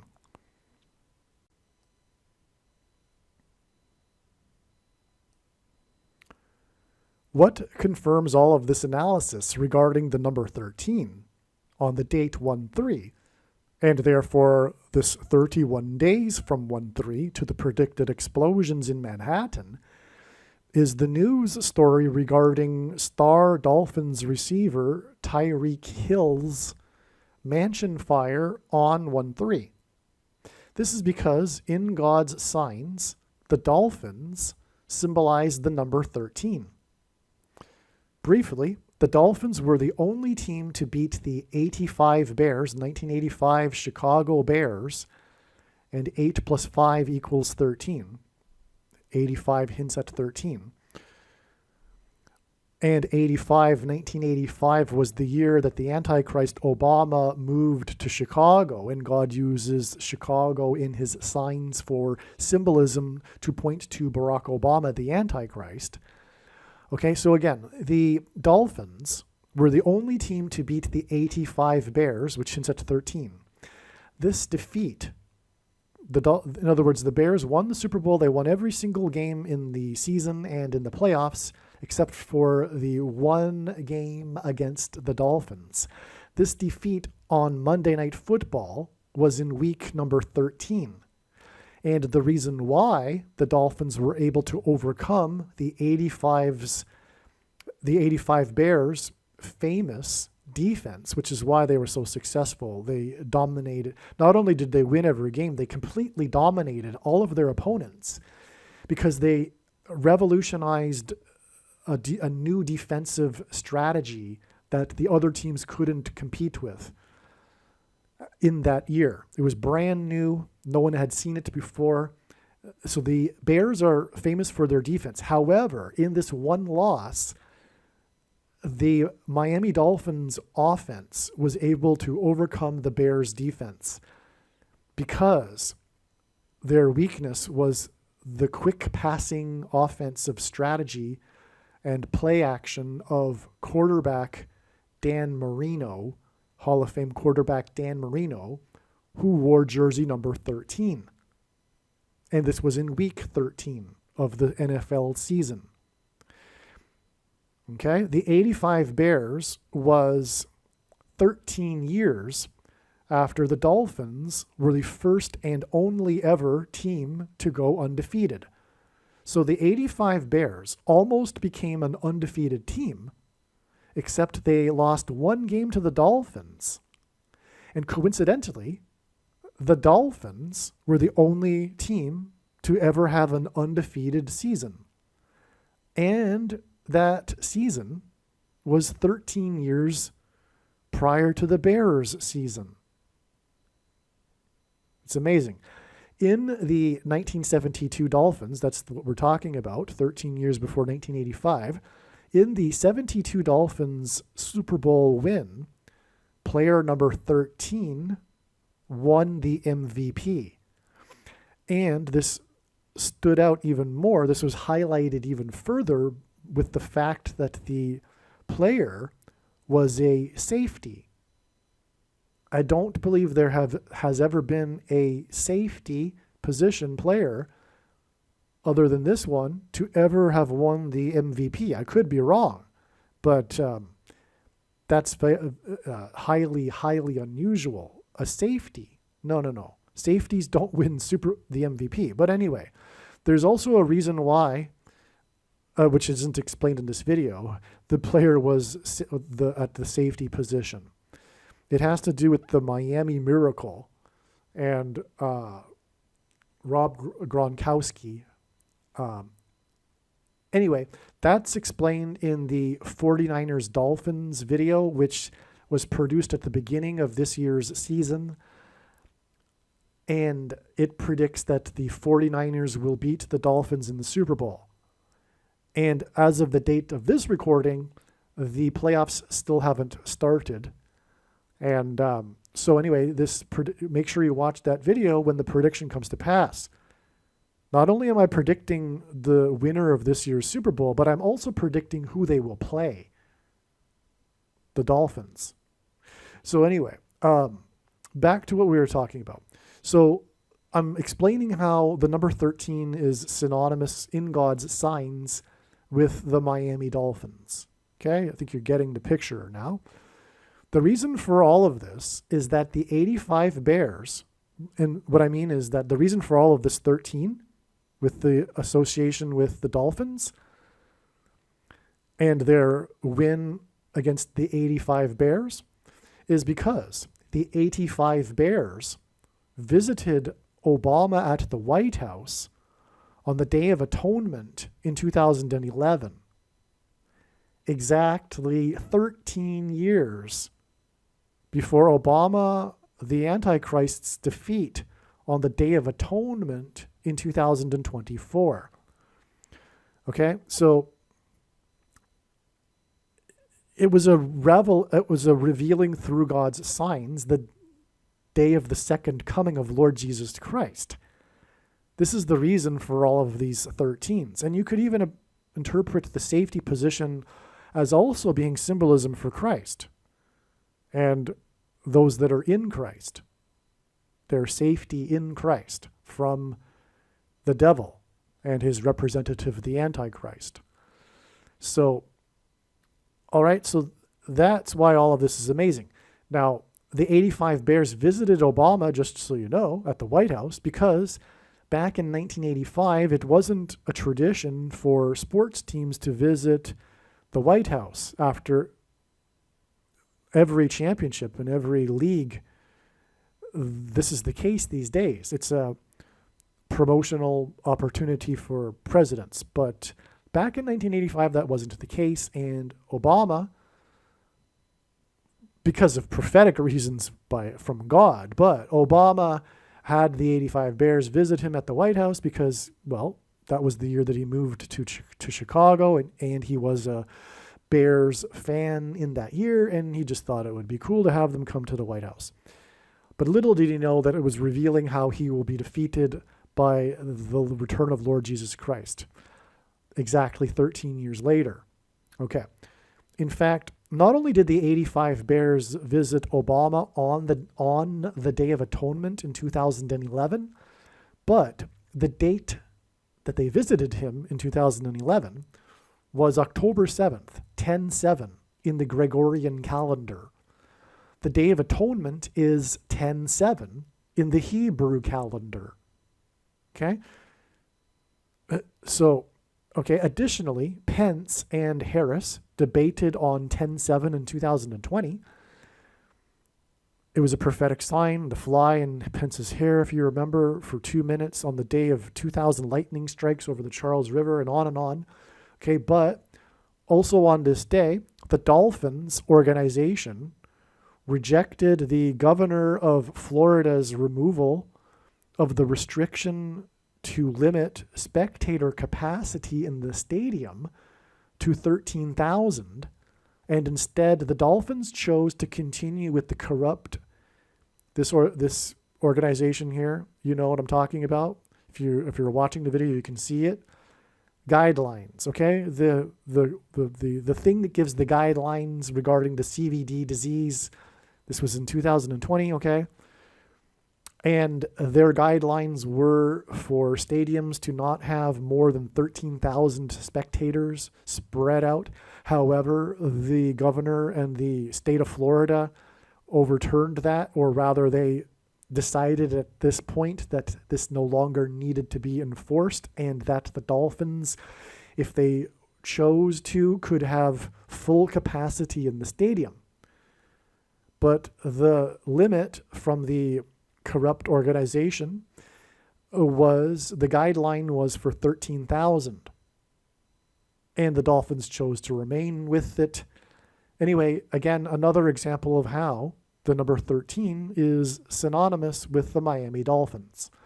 Okay, so this 13,000 spectators story was exactly 9 years after 10-7 in 2011. God pairs 9 and 13 together to confirm his signs.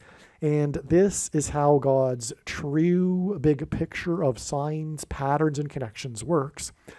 It works on the principle of second and third and multiple witnesses confirming a matter as the Bible says is required. And this is what makes what is being explained on this channel true and not a product of one's imagination, and different and unique than everything else on the internet that claims to be an analysis of God's prophetic signs. And when we think about it, one simple way in which God would provide a second witness for us is through pairing certain numbers together, especially the number 9 with other numbers together, certain other numbers.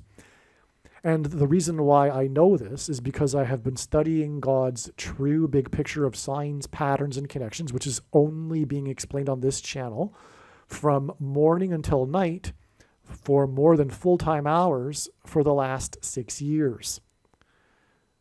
Okay, so God pairs 9 and 13 to confirm his signs, okay? Which is why the 13,000 spectators story was exactly 9 years after 10-7 in 2011 with the 85 Bears. And again, the only game that they lost was against the Dolphins. And by the way, after the Bears visited Obama at the White House, the Dolphins complained, the 72 Dolphins complained, tongue-in-cheek, because Obama at the time of the Bears visit said that they were the best team in history. However, it was the Dolphins that beat them that year, and the Dolphins were the only team, the 72 Dolphins were the only team to have ever had an undefeated season. So they were like, well, what are you talking about? And so then Obama had the 72 Dolphins visit him at the White House. And by the way, that video is exactly not, when I say that video, I mean the White House official video of the visit on the Obama White House YouTube channel is exactly 9 minutes, if I recall. I could be wrong, but I think that was the case. Anyway, that would be a pairing of 9 and 13 because, again, the Dolphins are synonymous with the number 13. Okay, so God pairs 9 and 13 to confirm his signs, and 9 times 13 equals 117. And by the way, one of the reasons why he pairs 9 and 13 is because the number 9 from the Bible symbolizes God's judgment. It is the most important number in God's prophetic signs. And the number 13 symbolizes the Antichrist. Nimrod, a type for the Antichrist, persecuted the Jews was the 13th generation from Adam. Haman, another type for the Antichrist, persecuted the Jews on the 2 13th days of the month. And the two Antichrists are described in the book of Revelation in chapter 13. Okay, so 9 times 13 equals 117. And God has been using this number for symbolism for the mark of the Antichrist. You'll have to take my word for that. And when the prediction comes to pass, it'll prove everything that I am saying. The things especially that I'm saying, take my word for it. And that is the point of the prediction, by the way. The reason for why God has given this prediction and given me a voice through this prediction is to prove these certain things, especially the controversial things. Not that this is particularly controversial, But the controversial thing that I said earlier about the second coming being in 2024, 13 years after the Bears visited Obama at the White House, make no mistake. The reason why God has given me a voice is to prove this through this prediction. The reason for the prediction is to prove that the second coming is on October 12th, 2024. Period. No debate or controversy at all. It is the day of the second coming. Okay, so it is like the center of the web. And this prediction will prove that this is God's true big picture of signs in a web. It is a web of signs, and it'll be proven to be true when the prediction comes to pass. And to not appreciate this is to miss entirely the point of the prediction and the point of this video and video channel. And like I say, if you are going to refuse to accept the conclusion that the Day of Atonement, for example, or rather the second coming will be on the Day of Atonement in 2024, then I like to say, you might as well turn off the video now. You are wasting your time. All right, so now that we've gotten that out of the way, again, the number 117 is symbolic of the mark of the Antichrist. 9 times 13 hints at judgment from the Antichrist, as I just explained. And the mark of the Antichrist is the CVD thing. You know what I'm talking about. The thing that you can't talk about is the mark of the Antichrist. And here we go again. That is another reason for the prediction. Make no mistake. And the commonly held objections that people have based on their understanding of Bible prophecy are answered in the must-watch snake bite video. All right? So, case closed. No more debate, no more discussion at all, period. Case closed. It is the mark of the Antichrist in its current form. It does not need an additional something, such as an additional technology or false form of religious worship to go with it. And nor does it need a new supposed age of dispensation after all Christians will be, after quote unquote, all Christians will be supposedly raptured. In fact, one of the reasons why a vast majority of, or rather a large number of Christians have, quote unquote, Christians have taken the mark of the Antichrist already is that it is judgment for this particular doctrine. As Jesus said, he is coming to make war with the sword of his mouth on those that teach and have the works that are a product of this doctrine. All right, so let's move on. But the mark of the Antichrist is the thing, case closed, in its current form. All right, but nowhere in the Bible does it say that one cannot repent after taking it. So watch the snake bite video. This Dolphins 13,000 spectators story on 10/7/2020 was also 48 months before Atonement in 2024 and the defeat of the 48th president, Antichrist. The predicted future 48th president, Barack Obama.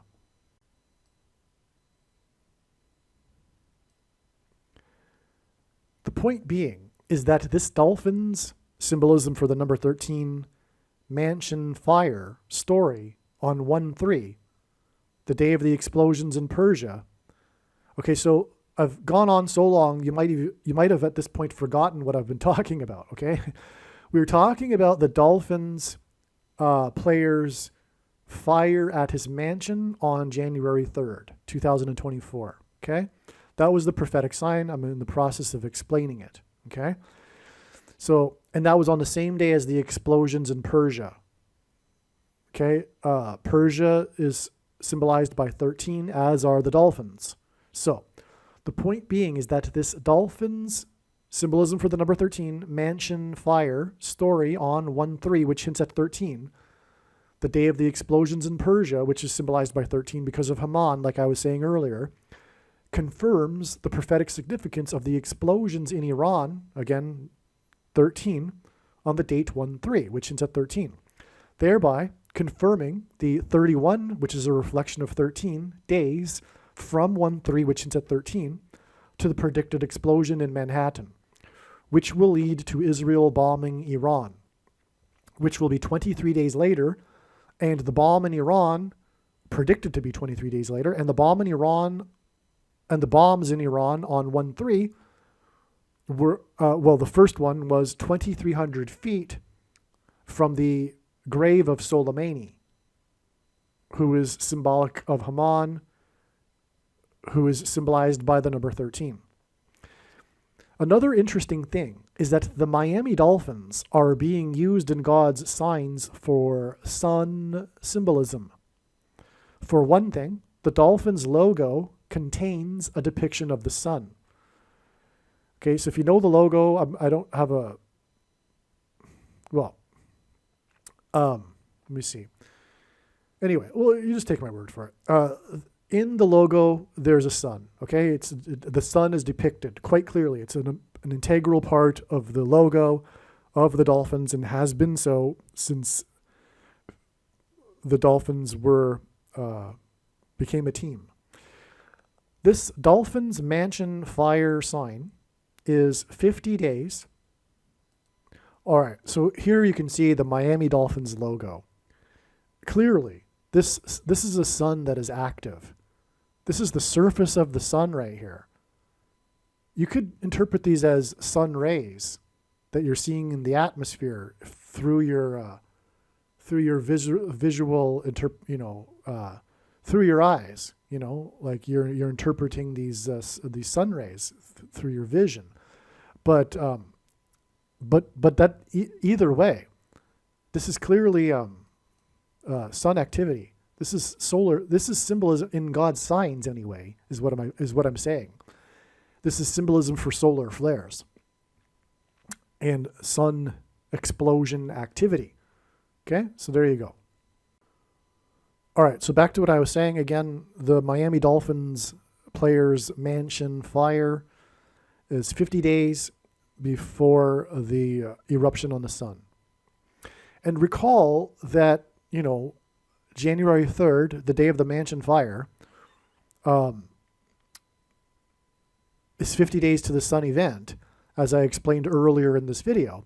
And that's also hinted at with Paul Simon with his 50 ways to leave your lover song. Okay. So the chiefs symbolize Pentecost and fire. I just explained all of that, right? However, Tyreek Hill, the star Dolphins player whose mansion caught fire, signed with the Dolphins for $120 million. 120 is the number from Pentecost in the book of Acts in the Bible, after playing for the Chiefs, which symbolize Pentecost. And he played with them for years, including in their Super Bowl win, 50 years after their prior Super Bowl win. Okay? So because it's Tyreek Hill and he played for the Chiefs, and the Chiefs are about the number 50, this Tyreek Hill sign confirms the 50 days to the fire on the sun. And it's his mansion fire sign.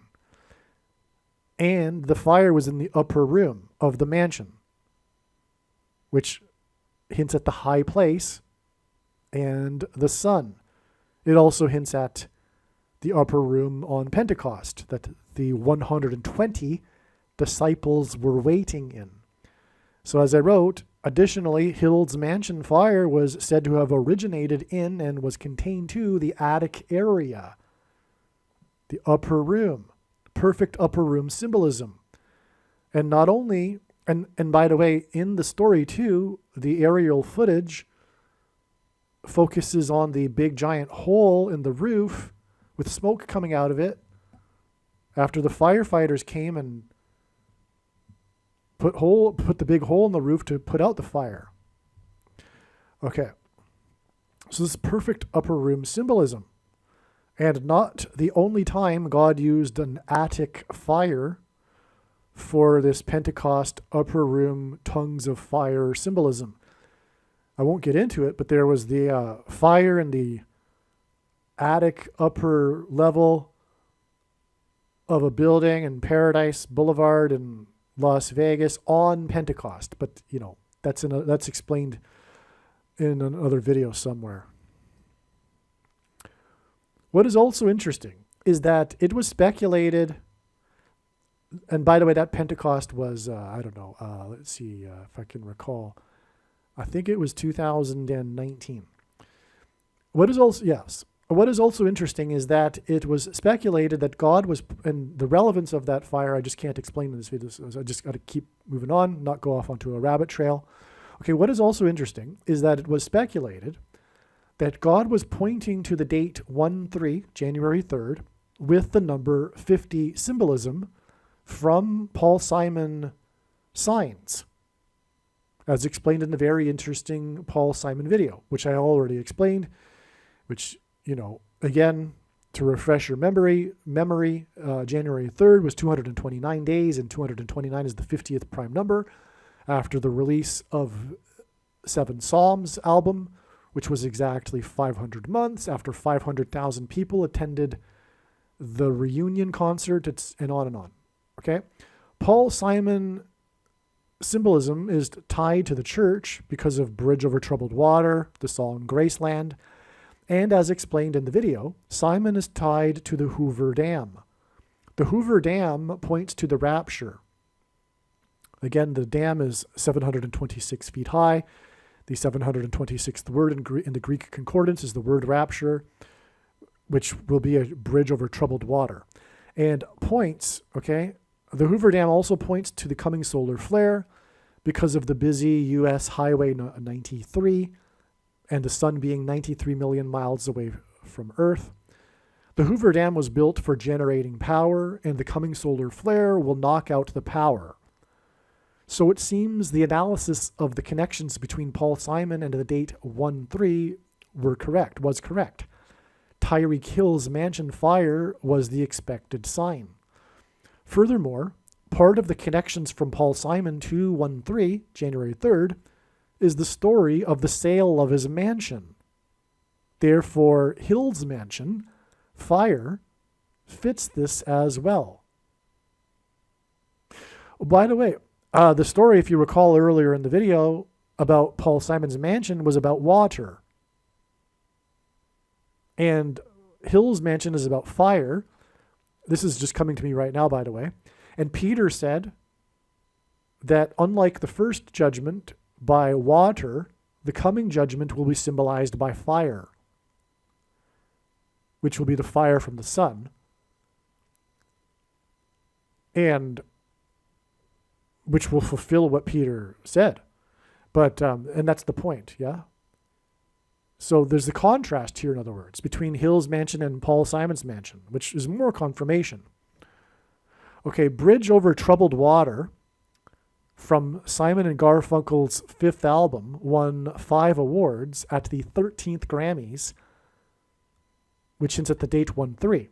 I'll attach the diagrams if you don't have time to watch the video, but I do recommend still watching the video, okay? You guys have already watched the video, so let's move on. Also, the ex-chief's, which is symbolism for Pentecost, receiver's name, Tyreek Hill, is symbolic of Pentecost. Hill equals high place. On the first Pentecost, fire came down on Mount Sinai, and tongues of fire came down on the upper room on the first Pentecost of the church age. Okay, hence why the attic fire in Hill's mansion. Amazing. Also, I remembered that it was Hill who caught the pass in the prophetic play of the game in Super Bowl 54. The Stinger play. The play was named Stinger. Okay, this is the famous big play of the game. The game-changing play. This huge pass, okay? A pass from the Chiefs' 22-yard line caught by thrown. Okay, so the quarterback for the Chiefs backed up and then threw the ball from his 22-yard line. And then the ball was caught by Hill at the other 22-yard line, the 49ers' 22-yard line. And it was a 44-yard pass, meaning that the gain on the play was 44 yards, which hints at the 44th president. This was on the date 2/2 in 2022. That's a typo. It was 2020, which is still 2/2, 2020, right? And the coach for the Chiefs won his first ever Super Bowl in his 222nd career win. This was a part of the news story, and one of the biggest news headlines after the game was this veteran coach who'd been in the league forever but had never won a Super Bowl, finally won his first Super Bowl in his 222nd career win. So you have a lot of twos here, if you noticed, right? The play was from the 22-yard line to the other 22-yard line on the date 2/2 in 2020, and the coach's 222nd win. Why is this? This pointed to the mark of the Antichrist. Okay, the number 22 in God's signs is symbolism for the mark of the Antichrist, which is what the stinger hints at, because the mark of the Antichrist is the thing.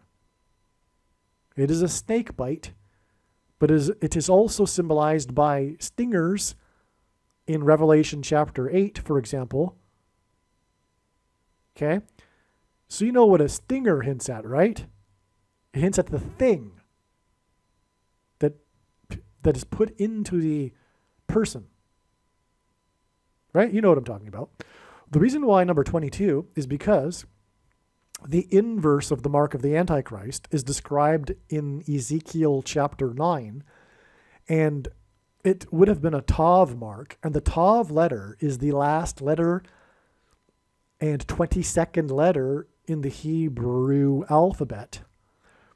And the mark of the Antichrist is described in the last book of the Bible, which is the 22nd out of 22 books in the Bible that have a total of 22 chapters.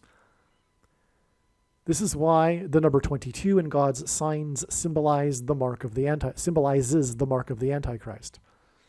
Okay, and that's the reason for all of these twos. This is huge. Okay, what I didn't, So Hill caught this play. Not only, so this confirms the prophetic relevance of Hill being tied back to the Chiefs in this prophetic Hill Mansion sign. Okay, that's what I'm getting at here. I'm going somewhere with this, but you're starting to get the idea here. We've got church symbolism, big time, with the number 50 and the fire and all of that, right? Chiefs winning their first Super Bowl in 50 years, and this fire mansion sign 50 days before the sun fire, and okay. And you got the mark of the Antichrist symbolism here. So what's the point?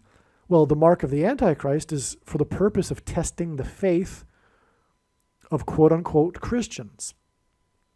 That's the purpose of the Antichrist and the mark of the Antichrist. It is, for that matter, the primary purpose of the end times period that we are in.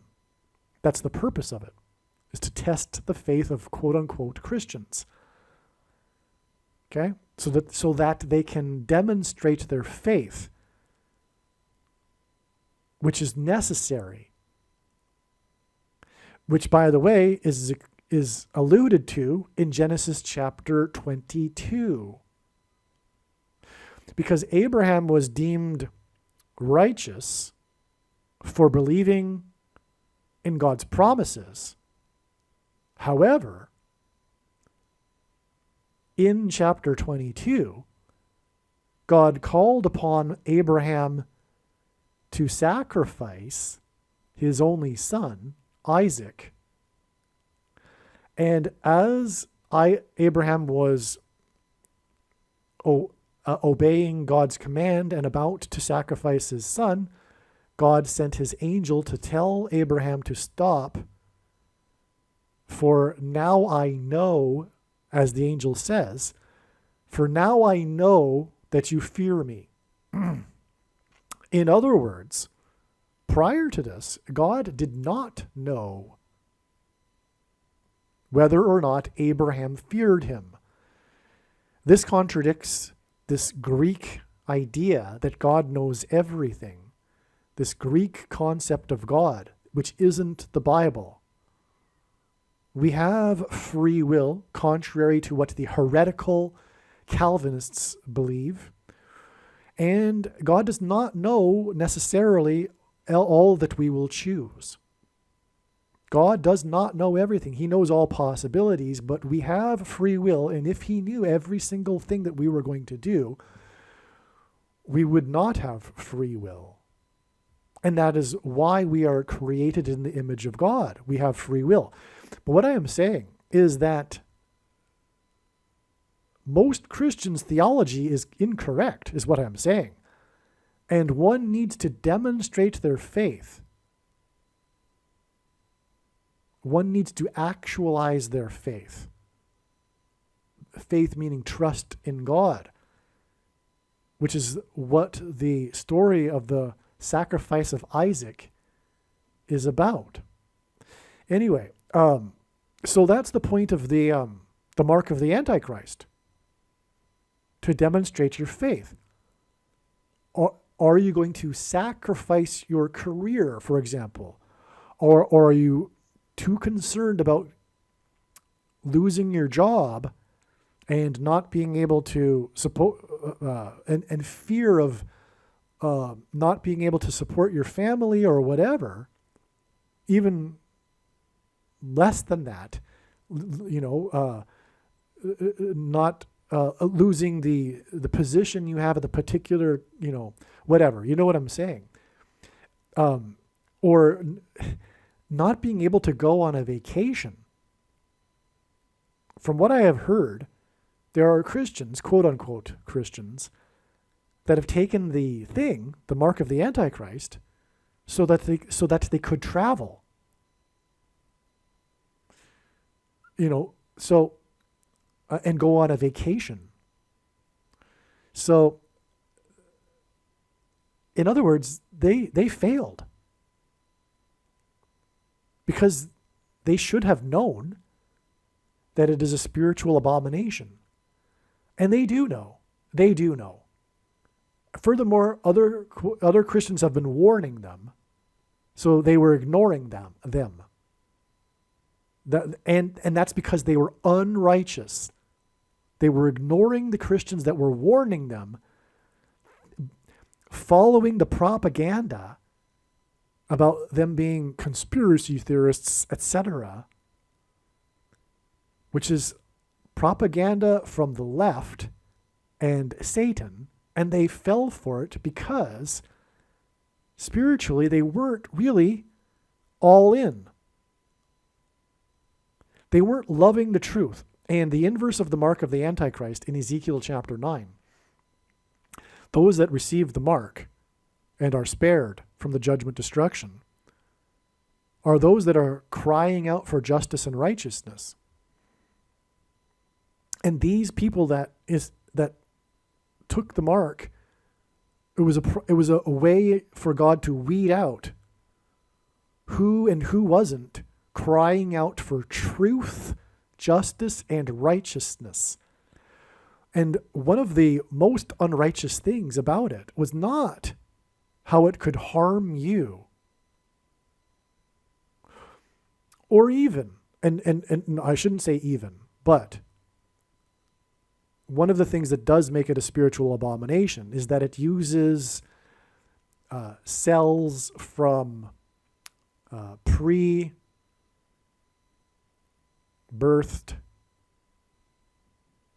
humans, okay? But one of the biggest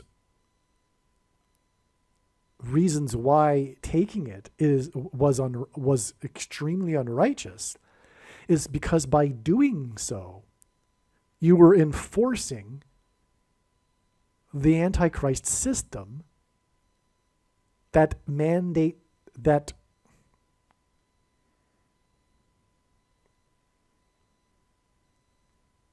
is forcing others, or rather compelling others, to take it. So in other words, when you participate in it by doing it, you are enabling the system that compels other quote-unquote Christians to take it, and other people, for that matter. This thing that is highly dangerous, for example. So, and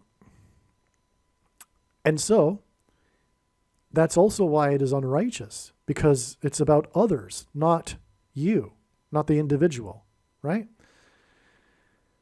So, anyway, in other words, many people took it knowing that it was unrighteous, but they thought they would do it because they need to go traveling or whatever. But what about others? What about the person that was threatened with their job loss? Someone taking it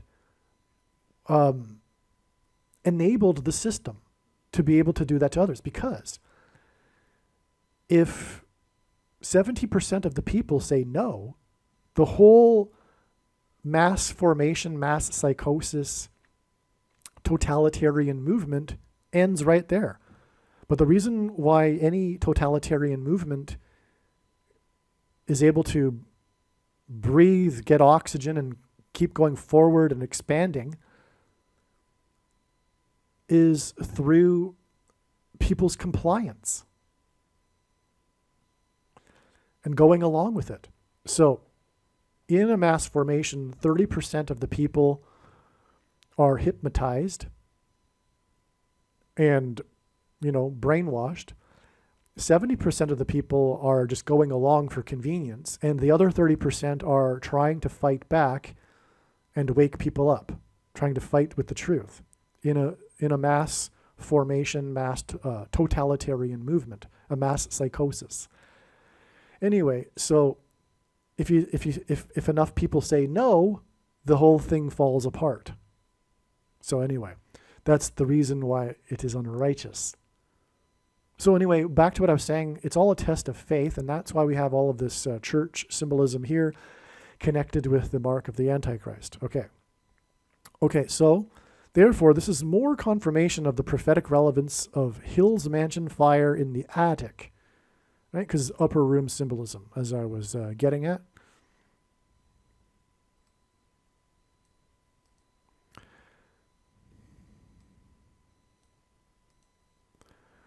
Okay, it's really quite something that we have this mansion fire in the attic involving the Chiefs player who caught the play in Super Bowl 54.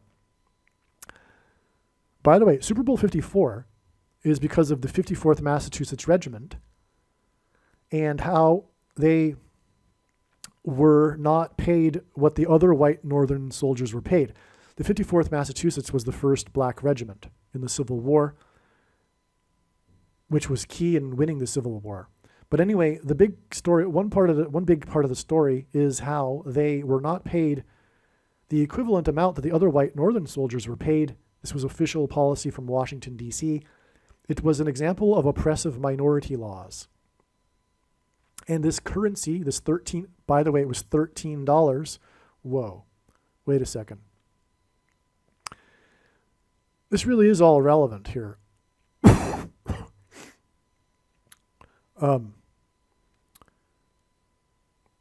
Yeah. Okay, so anyway, so they were not paid $13.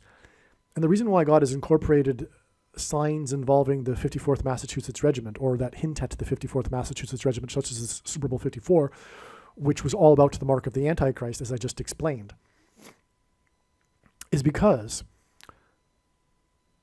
the mark of the Antichrist will soon be enforced through digital programmable currency. That's the reason for the symbolism in the $13 that the 54th Massachusetts Regiment weren't paid. The programmable digital currency will restrict people from buying and selling food, as is described in Bible prophecy. In other words, one will only be able to buy and sell food if they have taken the mark of the Antichrist. Horrific. The horrific thing that the evil left will soon do in their civil war against true conservatives and Christians, as described in Bible prophecy. Okay, and that will happen, by the way, when food is rationed after the coming solar flare on the sun that will knock out the nation's power. That's how the food shortage will happen, which will lead to the rationing of food to only those who have taken the mark. All right? But so anyway, okay, so it's really quite something that we have this mansion fire in the attic involving the Chiefs player who caught the play in Super Bowl 54. As I mentioned, the Chiefs symbolize fire and Pentecost, which means 50th. It was their first Super Bowl appearance in literally 50 years. Their colors, yellow and red, symbolize fire. The quarterback was said to have caught fire at the end of the game. This was the news headline. Prior to the game, he auctioned off his firefighter helmet for charity. After the game, a Chiefs fan accidentally caught himself on fire. Prior to the Chiefs Super Bowl, the first woman fire chief for Kansas City and the first openly lesbian fire chief for San Francisco had a friendly bet.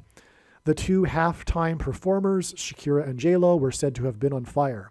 In other words, we had all of this fire symbolism in that Chiefs Super Bowl, and it was for the purpose of symbolizing Pentecost, tongues of fire in the upper room. This is why it is astounding that we have this hill mansion fire in the attic sign. Again and again, now that Hill is a Miami Dolphin, this fire on January 3rd, which hints at 13 and Dolphins, points to the fire on the sun that is coming 50 days later. And again, Hill signed with the Dolphins for $120 million, and 120 is Pentecost symbolism. Which is why the coming fire on the sun is 50 days after the Hill Mansion fire in the attic. Aerial news footage of the fire at the mansion focuses on a large hole in the roof of the mansion with smoke coming out. By the way, it was fire and smoke that came down on Mount Sinai on the first Pentecost. Anyway, this is more upper room and Pentecost fire symbolism. God uses records and extremes for his signs. Hill's contract for 120 disciples in Pentecost, million for 4 years, made him the highest paid receiver in the NFL based on an average yearly salary. The fire was started by a child playing with a lighter. The rapture will be on Pentecost. Those who will be raptured will be born again, and like Jesus said, will be like a child. The rapture sign in Revelation 12 depicts a child. Tyreek Hill's mansion is 12 miles away from the Dolphins' practice facility, which is where Hill was at the time of the fire. Part of the news story is how Hill suddenly disappeared from practice 12 miles away to return to his mansion.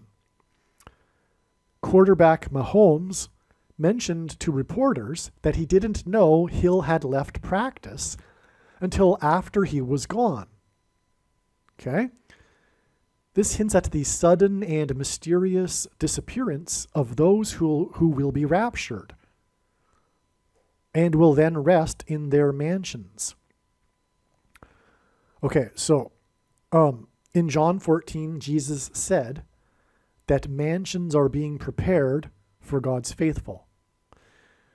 For those that don't know, the rapture is Christianity's most preposterous idea, and it is that, as described in the Bible, God's faithful will disappear instantly, they won't die, and they will be taken to heaven, and then will rest in their mansions until the second coming, when they will return with Lord Jesus Christ back to earth. Okay? So, this is hinted at, because a big part of the story is how Tyreek Hill suddenly and mysteriously disappeared from the practice facility 12 miles away. 12 hints at Revelation 12, which describes the rapture. Okay? Hill was at practice 12 miles away when he suddenly disappeared to be at his mansion. Hill, Chiefs, upper room fire, $120 million contract is all Pentecost symbolism. The rapture will be on Pentecost, 12 times 12 days, after Hill suddenly left practice 12 miles away from his mansion. Those raptured will be rescued from the Antichrist, who is the basketball president who wore jersey 23. It was 20 firefighter units that required 30 minutes to put out the fire. 20 units and 30 minutes hints at the number 23.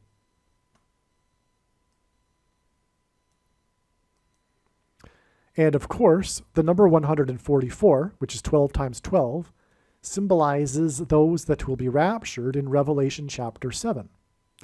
And so it is amazing to have this mansion fire sign 144 days before the rapture, which, by the way, will be on Pentecost, in the calendar that watches for new moons, which will be May 26th, 2024. And this prediction will prove this. And this is the reason for this prediction that is from God, to prove this. The date of the rapture. Case closed. End of debate. The rapture will be on Pentecost on May 26th.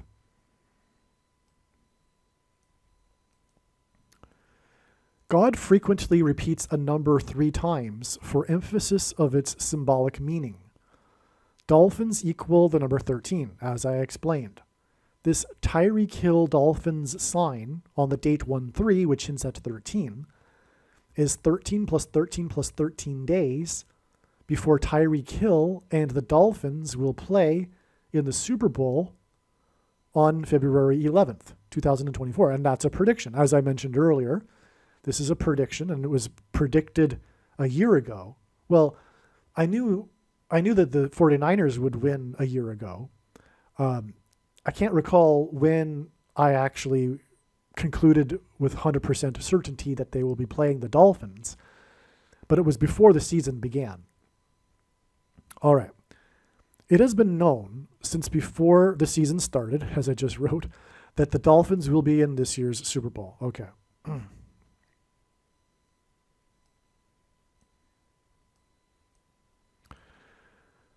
This morning, as I was in the process of waking up, a huge download was received regarding the signs on 1-3, January 3rd.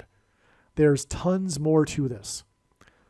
1-3 was the date that the Epstein documents began to be unsealed.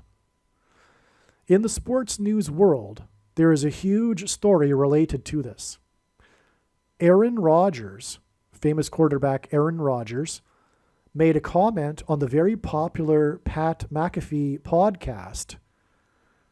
By the way, I am not a sports follower. I follow sports signs because they are important in God's signs.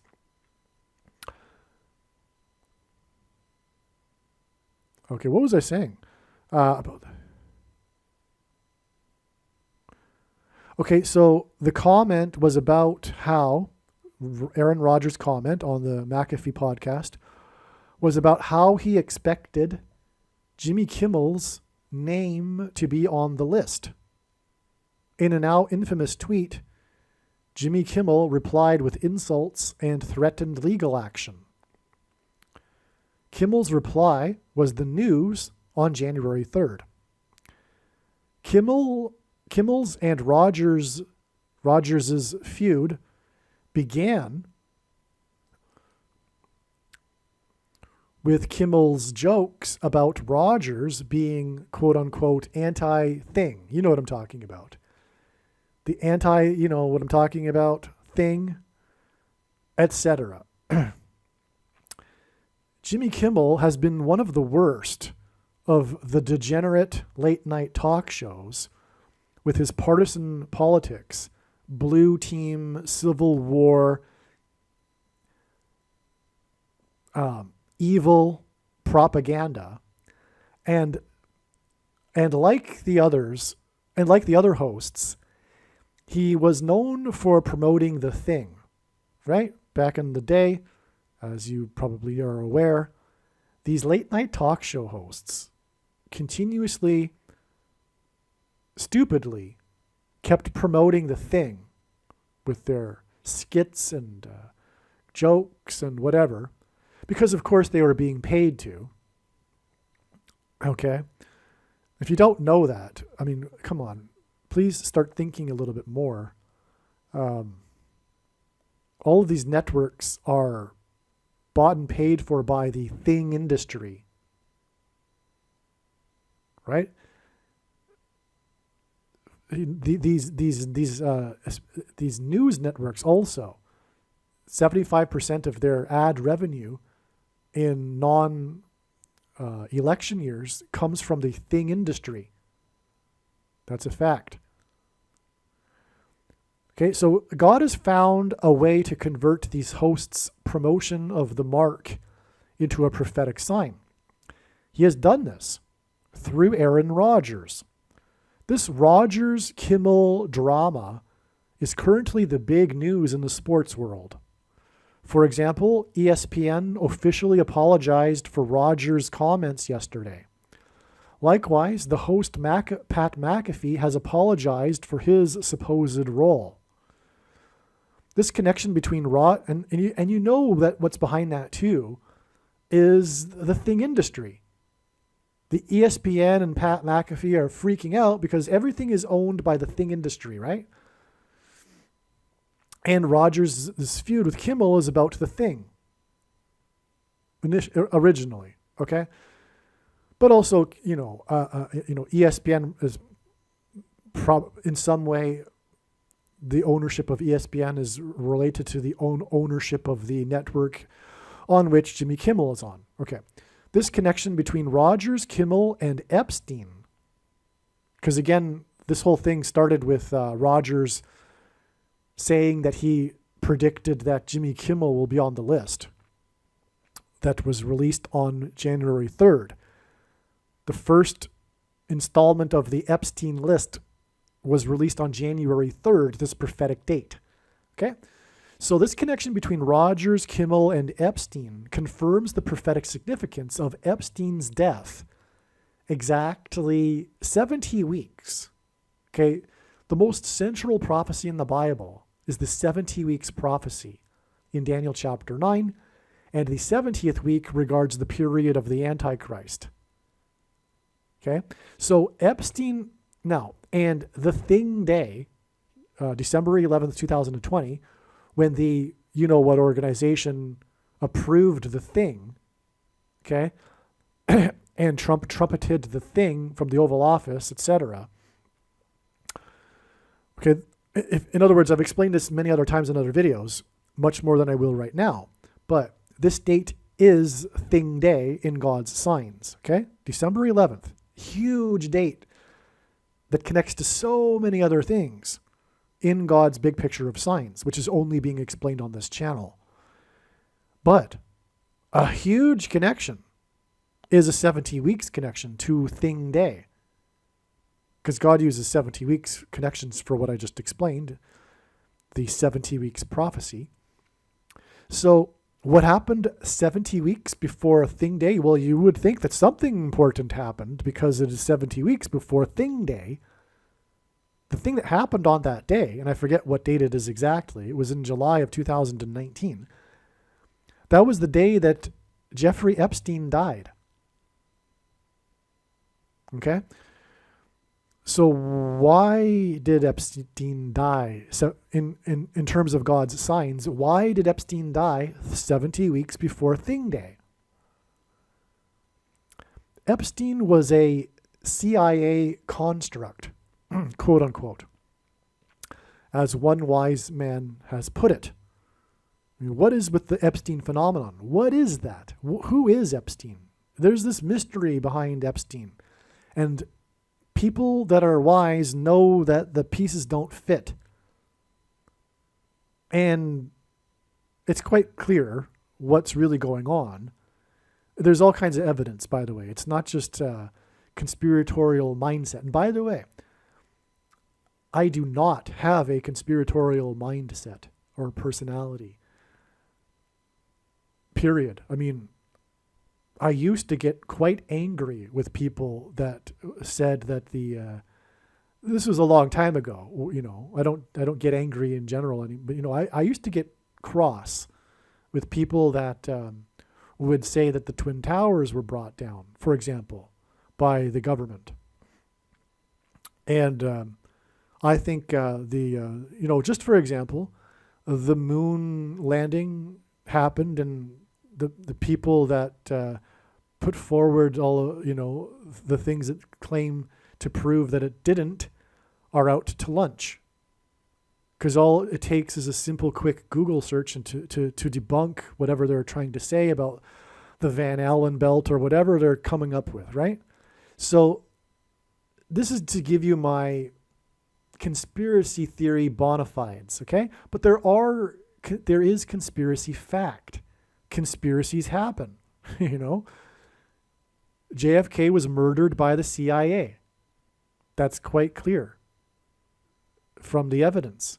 It's overwhelming, actually. So, anyway, the Thing rollout, the Thing was a program by the CIA, but not just the CIA, but the Department of Defense. And that's a fact. That's not even like, speculation. You can, there's all kinds of reality documents that prove this. When the Thing was being distributed, it was being distributed by the military, for example. But the whole thing was a CIA Department of Defense operation. And Epstein was a stooge. He wasn't a stooge. He was a CIA construct. In other words, what was behind Epstein? He was an operation. He was a CIA operation, is what it was, and supported by the CIA, right? But anyway, Epstein was involved with things and the thing industry, big time. That's why, for example, his path crossed with, you know who I'm talking about, the founder of Microsoft. I'm not going to say his name. So you get the idea, okay? So anyway, let's move on here. But this is the reason for all of this connection between the Rogers, Kimmel, Epstein in God's Signs. Because the Rogers-Kimmel feud began over the Thing. That's the symbolic connection here. And it all connects to Epstein, who was deeply involved in the Thing industry. Right? For example, blackmailing through sex scandal. That's what he was up to, by the way. People in the Thing industry from MIT and, for example. All right. So Aaron Rodgers, and when the prediction comes to pass, by the way, it will prove everything that I have just said. And this is the reason why God has given me a voice through this prediction. Aaron Rodgers was player number 12 for the Packers for his long career with the Packers. As explained in September 2023, the big sign on 9/11/2023 was Rodgers' season-ending injury in the first drive of his first game for the New York Jets. This pointed back to Brady, number 12, Tom Brady, the GOAT, greatest of all time of football, and his first game after the season-ending injury to Drew Bledsoe. Player 12, Tom Brady, replaced player 11, Drew Bledsoe, 12 days after 9/11.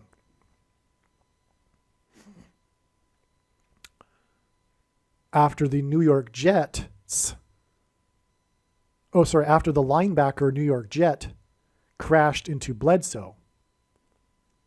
So Tom Brady replaced Bledsoe 12 days after 9/11, and he replaced Bledsoe after the New York Jet linebacker crashed into Bledsoe, causing internal bleeding, hence Bledsoe, that almost killed him, which hinted at the Jets that crashed, because it was a linebacker New York Jet that crashed into the football quarterback, and this hinted at the Jets that crashed into the towers in New York that looked like a giant 11, hence why Bledsoe was player number 11.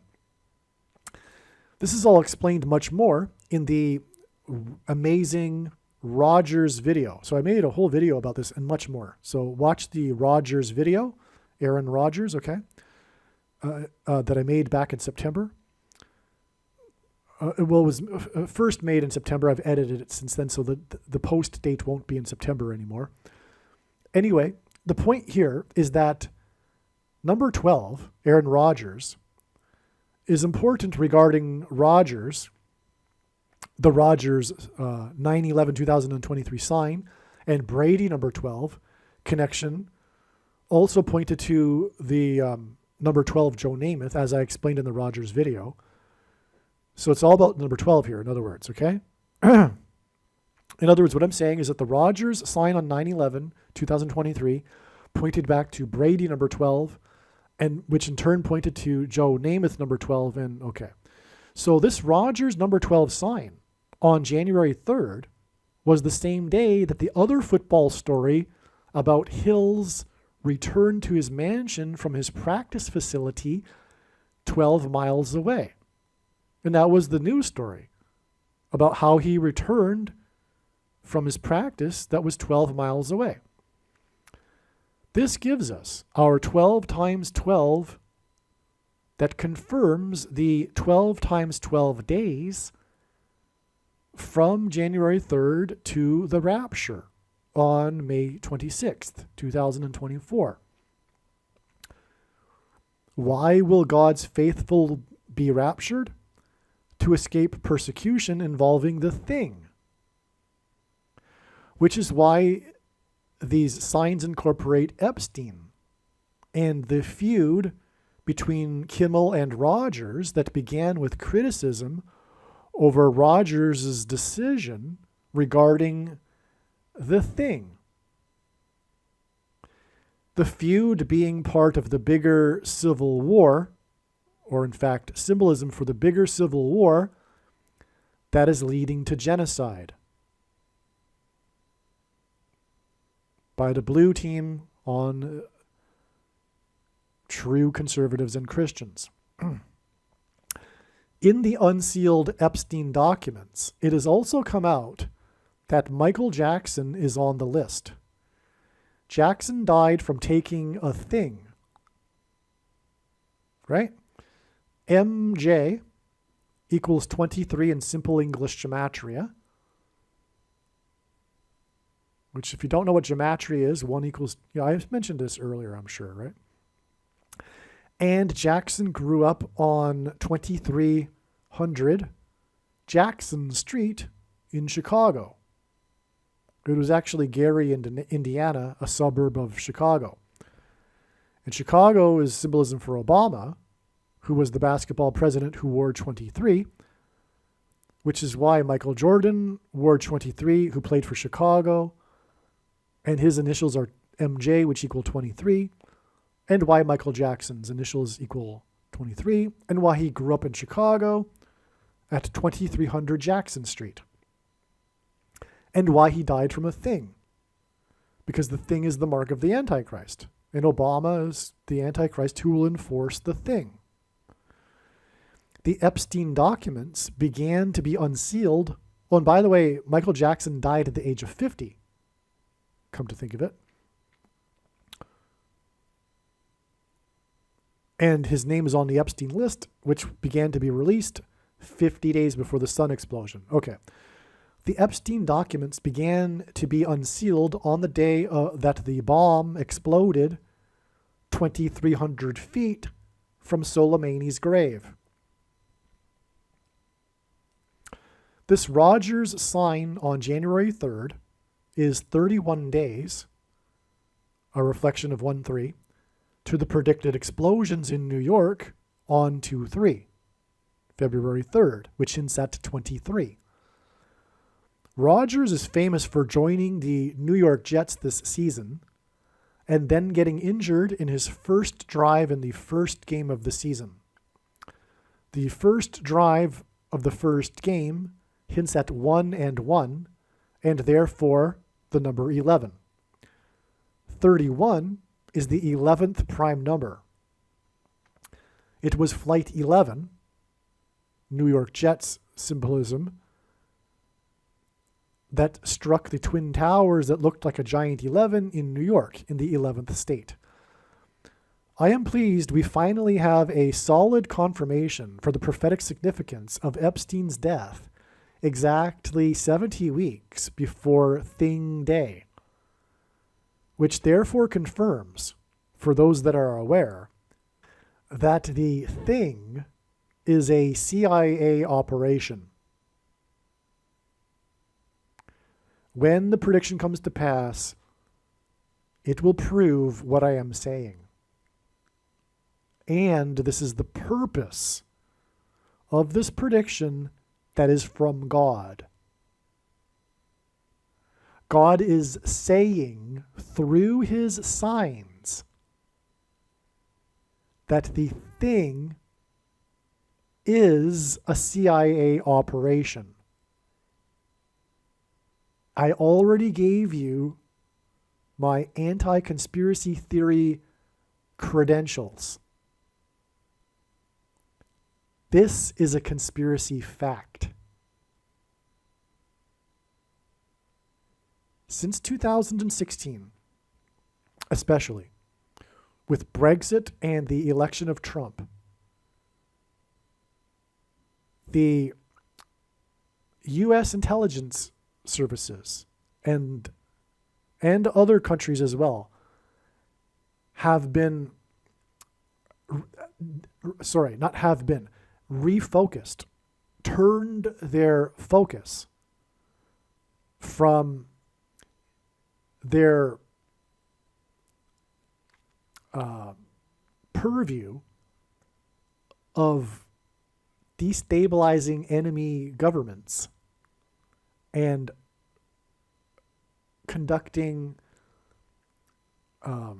intelligence operations, propaganda, and manipulation of public opinion in other countries, etc.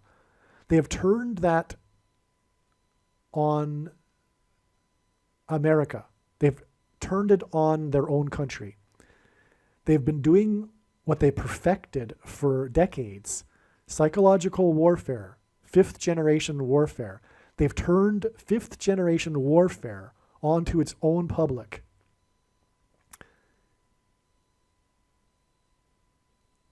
And they have their operatives all throughout the media. That has been known for decades. If you don't know that, you don't know about much about history, because a big thing in the 1970s was the Church Committee. And this all came out back in the 1970s. And they were scolded by Congress to stop doing this, to stop infiltrating American media with their operatives. Well, we're in the middle of a civil war, literally, and one side, well, both sides believe that the other side is evil and must be stopped, but the blue team believes that it must be stopped at all costs, including anti-democratic costs. In the name of ironically, in the name of saving democracy, they need to destroy it. That's essentially what's happening. And that's why it all is leading to the dictator Antichrist, Barack Obama, the leader of the blue team. Well, anyway, the blue team and the deep state have turned their... Anyway, the blue team and the you-know-what state, the state that is down deeply into, I'll say deeply, you know what I'm talking about now. Okay, put the two words together.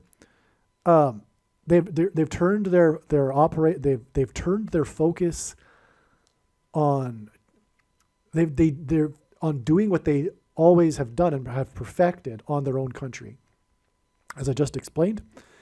And this is the reason why in God's signs, Epstein died exactly 70 weeks before Thing Day.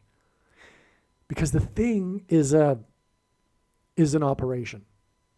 It was timed prior to the referendum. You know what I'm talking about, right? Excuse me.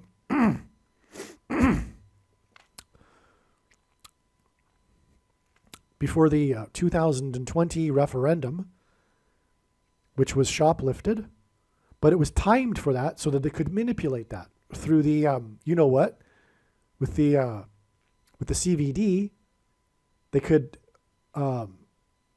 manipulate the results of and shoplift the referendum through the shoplifting, through the ballet. Well, change a vowel there, and the thing people put into a machine or enter their opinion into the machine on referendum day, right? That was all able to be manipulated through the absent ballets. Right? That was all planned, and so was the Thing. The Thing was also planned. The solution to all of this. That's been in the works for a long time too. Okay, so let's move on. But this is very, very important here. And God has gone through a great deal of orchestration to be able to communicate this truth to you through the death of Paul Simon.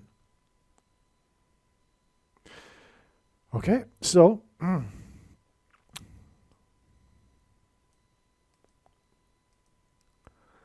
I forgot to add that the reason why Tyreek Hill's Mansion Fire sign is relevant in connection with the Rogers, Kimmel, Epstein Thing theme is that Hill caught the mark of the Antichrist pass in Super Bowl 54. I explained this earlier.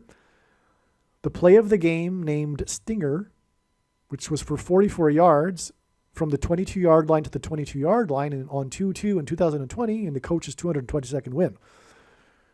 Okay, so Hill, but the point here is I want to make clear is that Hill is relevant to on January 3rd, to the Rogers sign here too, with Kimmel and Epstein and the Thing on January 3rd. Because Hill caught the Thing pass. The big symbolic mark of the Antichrist pass. And the mark of the Antichrist is the Thing. So that's very important to make clear. On 1-3, which hints at 13, Tyreek Hill's mansion caught on fire. Hill plays for the Dolphins.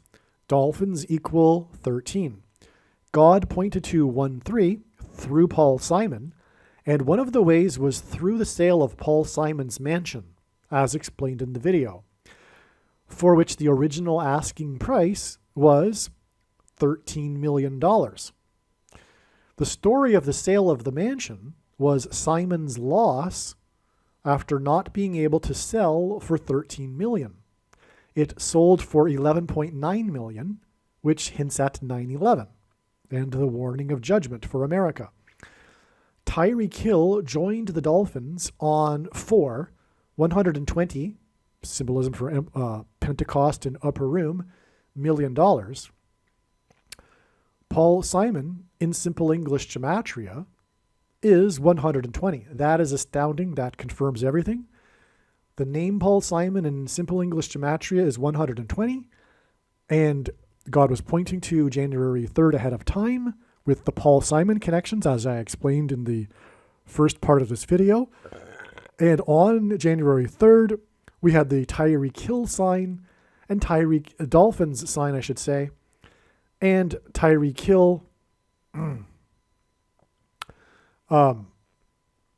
signed for $120 million. By the way, earlier in this video, I just realized, let me just finish this first. This is confirmation of this connection between Hill's Mansion fire and Paul Simon. Paul Simon, which equals bridge over troubled water, equals rapture, which will be on Pentecost, 144 days after the mansion fire. Those raptured will be in their mansions that have been prepared. John 14. What I was going to say is that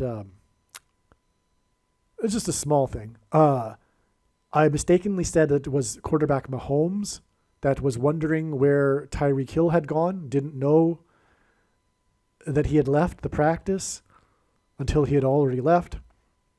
It wasn't Mahomes. It was the quarterback for the Dolphins. I made a mistake there. Again, Bridge Over Troubled Water was a song, one Song of the Year at the 13th Grammys, which was how the date 1-3 was first looked at a year ago. That's how I first started to look at the date 1-3, by the way, is because I was looking at these Paul Simon connections, and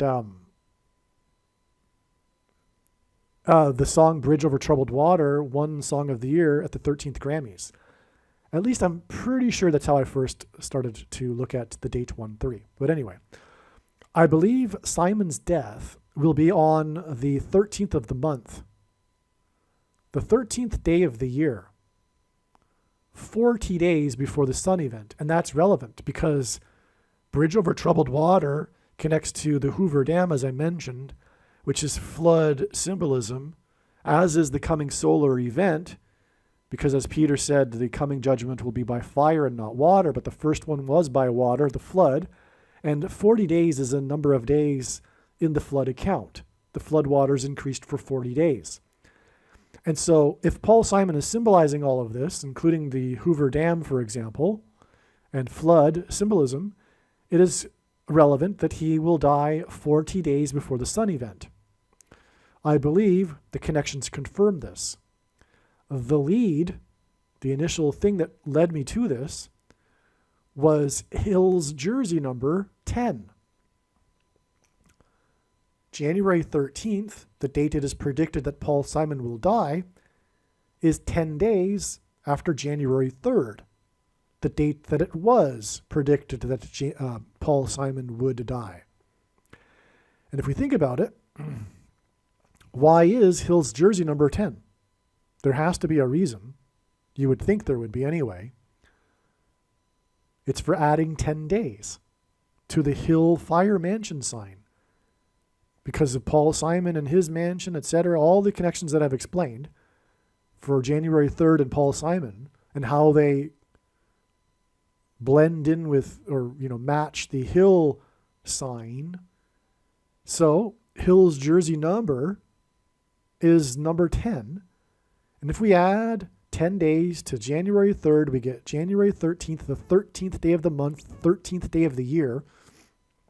Paul Simon song Bridge Over Troubled Water won Song of the Year at the 13th Grammys. Okay, so there you have it. Now I'm just going to explain the connections to January 13th. I should say the profound, amazing connections to January 13th. All right, as we can see here, this email is composed on January 7th, okay? Which should be the date that this video is posted. And the social media platform that you are watching should say this, except for the Rumble platform does not give dates, unfortunately. So, prediction. Paul Simon will die on January 13th, 2024. This email is documenting the prediction that singer-songwriter Paul Simon will die on January 13th, 2024. Paul Simon is Jewish. The name Paul Simon in Hebrew gematria is equal to 500. January 13th, 2024 will be exactly 500% of a year after Simon's prophetic dream telling him to produce his new album, Seven Psalms. Seven Psalms was released exactly 500 months after 500,000 fans gathered in Central Park in New York for the reunion of Simon and Garfunkel concert.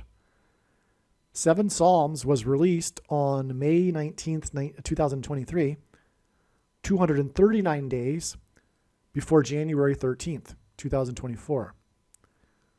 239 is the 52nd prime number. 52 equals 2 times 26, which hints at the 226th word in Strong's Concordance. And this word means prophetic sign. And so the release, in other words, the release of Seven Psalms is a prophetic sign that, among other things, is pointing to Simon's death on January 13th. All right, if you recall earlier in the video, all of the 50 symbolism with Paul Simon. Again, one of the signs was the 50th anniversary of Bridge Over Troubled Water, 50 ways to leave your lover, 50 days before the sun event, and on and on. So, in January 3rd was 229 days after the release of Seven Psalms, and 229 is the 50th prime number. Okay. So you have all of that, right? What I am saying, though, is that Paul Simon is predicted to die 500% of a year exactly after Simon's prophetic dream. Remember I said earlier in the video, too, whenever Paul Simon talks about his new album, he mentions the date of the dream, January 15th, 2019. But God designed the date of the dream in order to reveal the date that Paul Simon will die. Because the name Paul Simon in Hebrew gematria is equal to 500. This is amazing.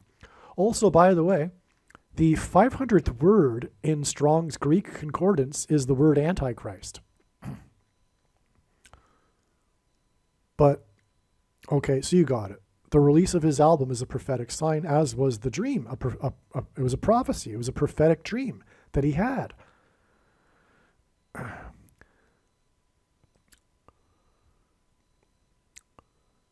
The sale of Paul Simon's mansion in New Canaan, Connecticut, was a prophetic sign.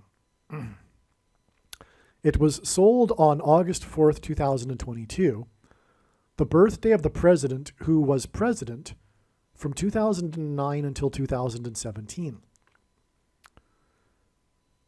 Okay, and again, if you recall, it was sold to the actor from the movie Chicago, and Obama is from Chicago. 8/4/2022, the day of Simon's sale of his mansion, is 17 months and 9 days before January 13th. And again, the sale of his mansion was on the date of the birthday of the president, who was president from 2009 until 2017. Hence the 17 months and 9 days connection. This connection is also 144% of a year. We've already established how the number 144 is the number that symbolizes those who will be raptured, rescued from the persecution of the Antichrist, Obama, and how January 3rd was 144 days before the rapture, etc. But now we have another 144 connection. Simon's song, Bridge Over Troubled Water, symbolizes this rapture rescue event, which is the reason for these 144 numbers appearing in these signs and connections.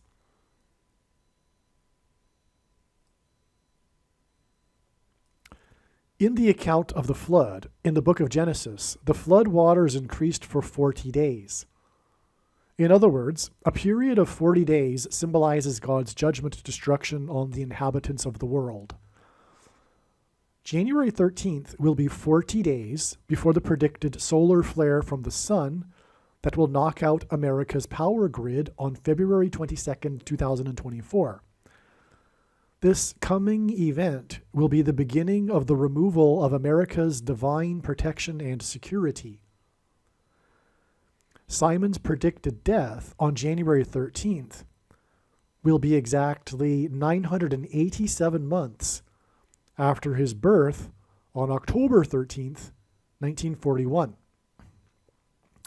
As explained in the video, October 13th, 1941 connects to the quote-unquote quite perfect crucifix that was observed by astronomers on the surface of the sun, which in turn connects to the ceremonial dedication of the Hoover Dam, which was also the bridge for U.S. Highway 93, symbolism for the sun that is 93 million miles from Earth, symbolism for the flood, and symbolism for bridge over troubled water, and electric power generation, the Hoover Dam. The reason for the exact 987 months between Simon's birth and death is that H987 is the word in Strong's Concordance meaning security, safety, which is why Simon's death will be 40 days before the removal of America's security on February 22, 2024. Through Simon's songs Graceland and Bridge Over Troubled Water, Simon is also symbolism for the safety and security that God's faithful have in him, and symbolism for the rapture, rescue, event that is described in Bible prophecy. This is merely scratching the surface of the reasons for how this prediction is known in advance.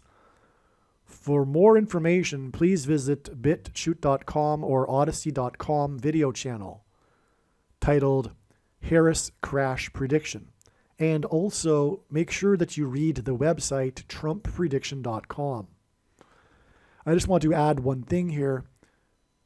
This safety and security is in Christ.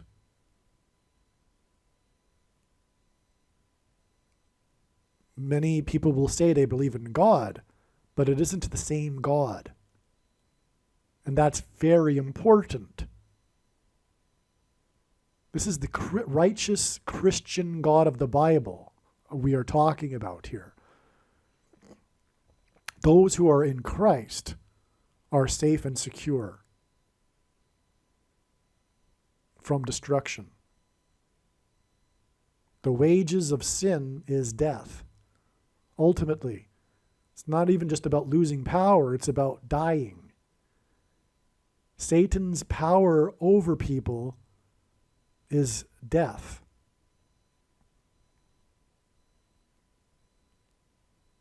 And Satan has people in his captivity. They are his slaves. They are his to do with and kill because of sin. But it is through Christ's death and resurrection that death has now been defeated. God defeated death, but it was necessary that he became a man to do so. And through Christ's death and resurrection, through Christ's death, Christ paid the ransom owed to Satan, the ruler of this world. And now we are free, if we choose, to follow Christ and be safe and secure in him from the destruction and death. Aliens and UFOs are demons masquerading as aliens and UFOs. Most people's spiritual experiences are demonic deception, especially if they are not a true follower of Christ. God became a man and died a horrible death at the hand of the ruler of this world, Satan, and then defeated death for you, so that you too can overcome death, which is the price that must be paid for sin. It is time to repent, which means to change one's ways and turn to God and become a disciple of Jesus. Please leave a like and upvote the video, and once this prediction has come to pass, share this video with everyone you know, and more, don't stop sharing it everywhere in social media. It is essential that everyone immediately read the homepage of my website, TrumpPrediction.com. If you are watching this on the YouTube platform, please note that not all of the videos are on YouTube. You need to switch to the BitChute.com or the Odyssey.com channel. And do it now in case you aren't able to later.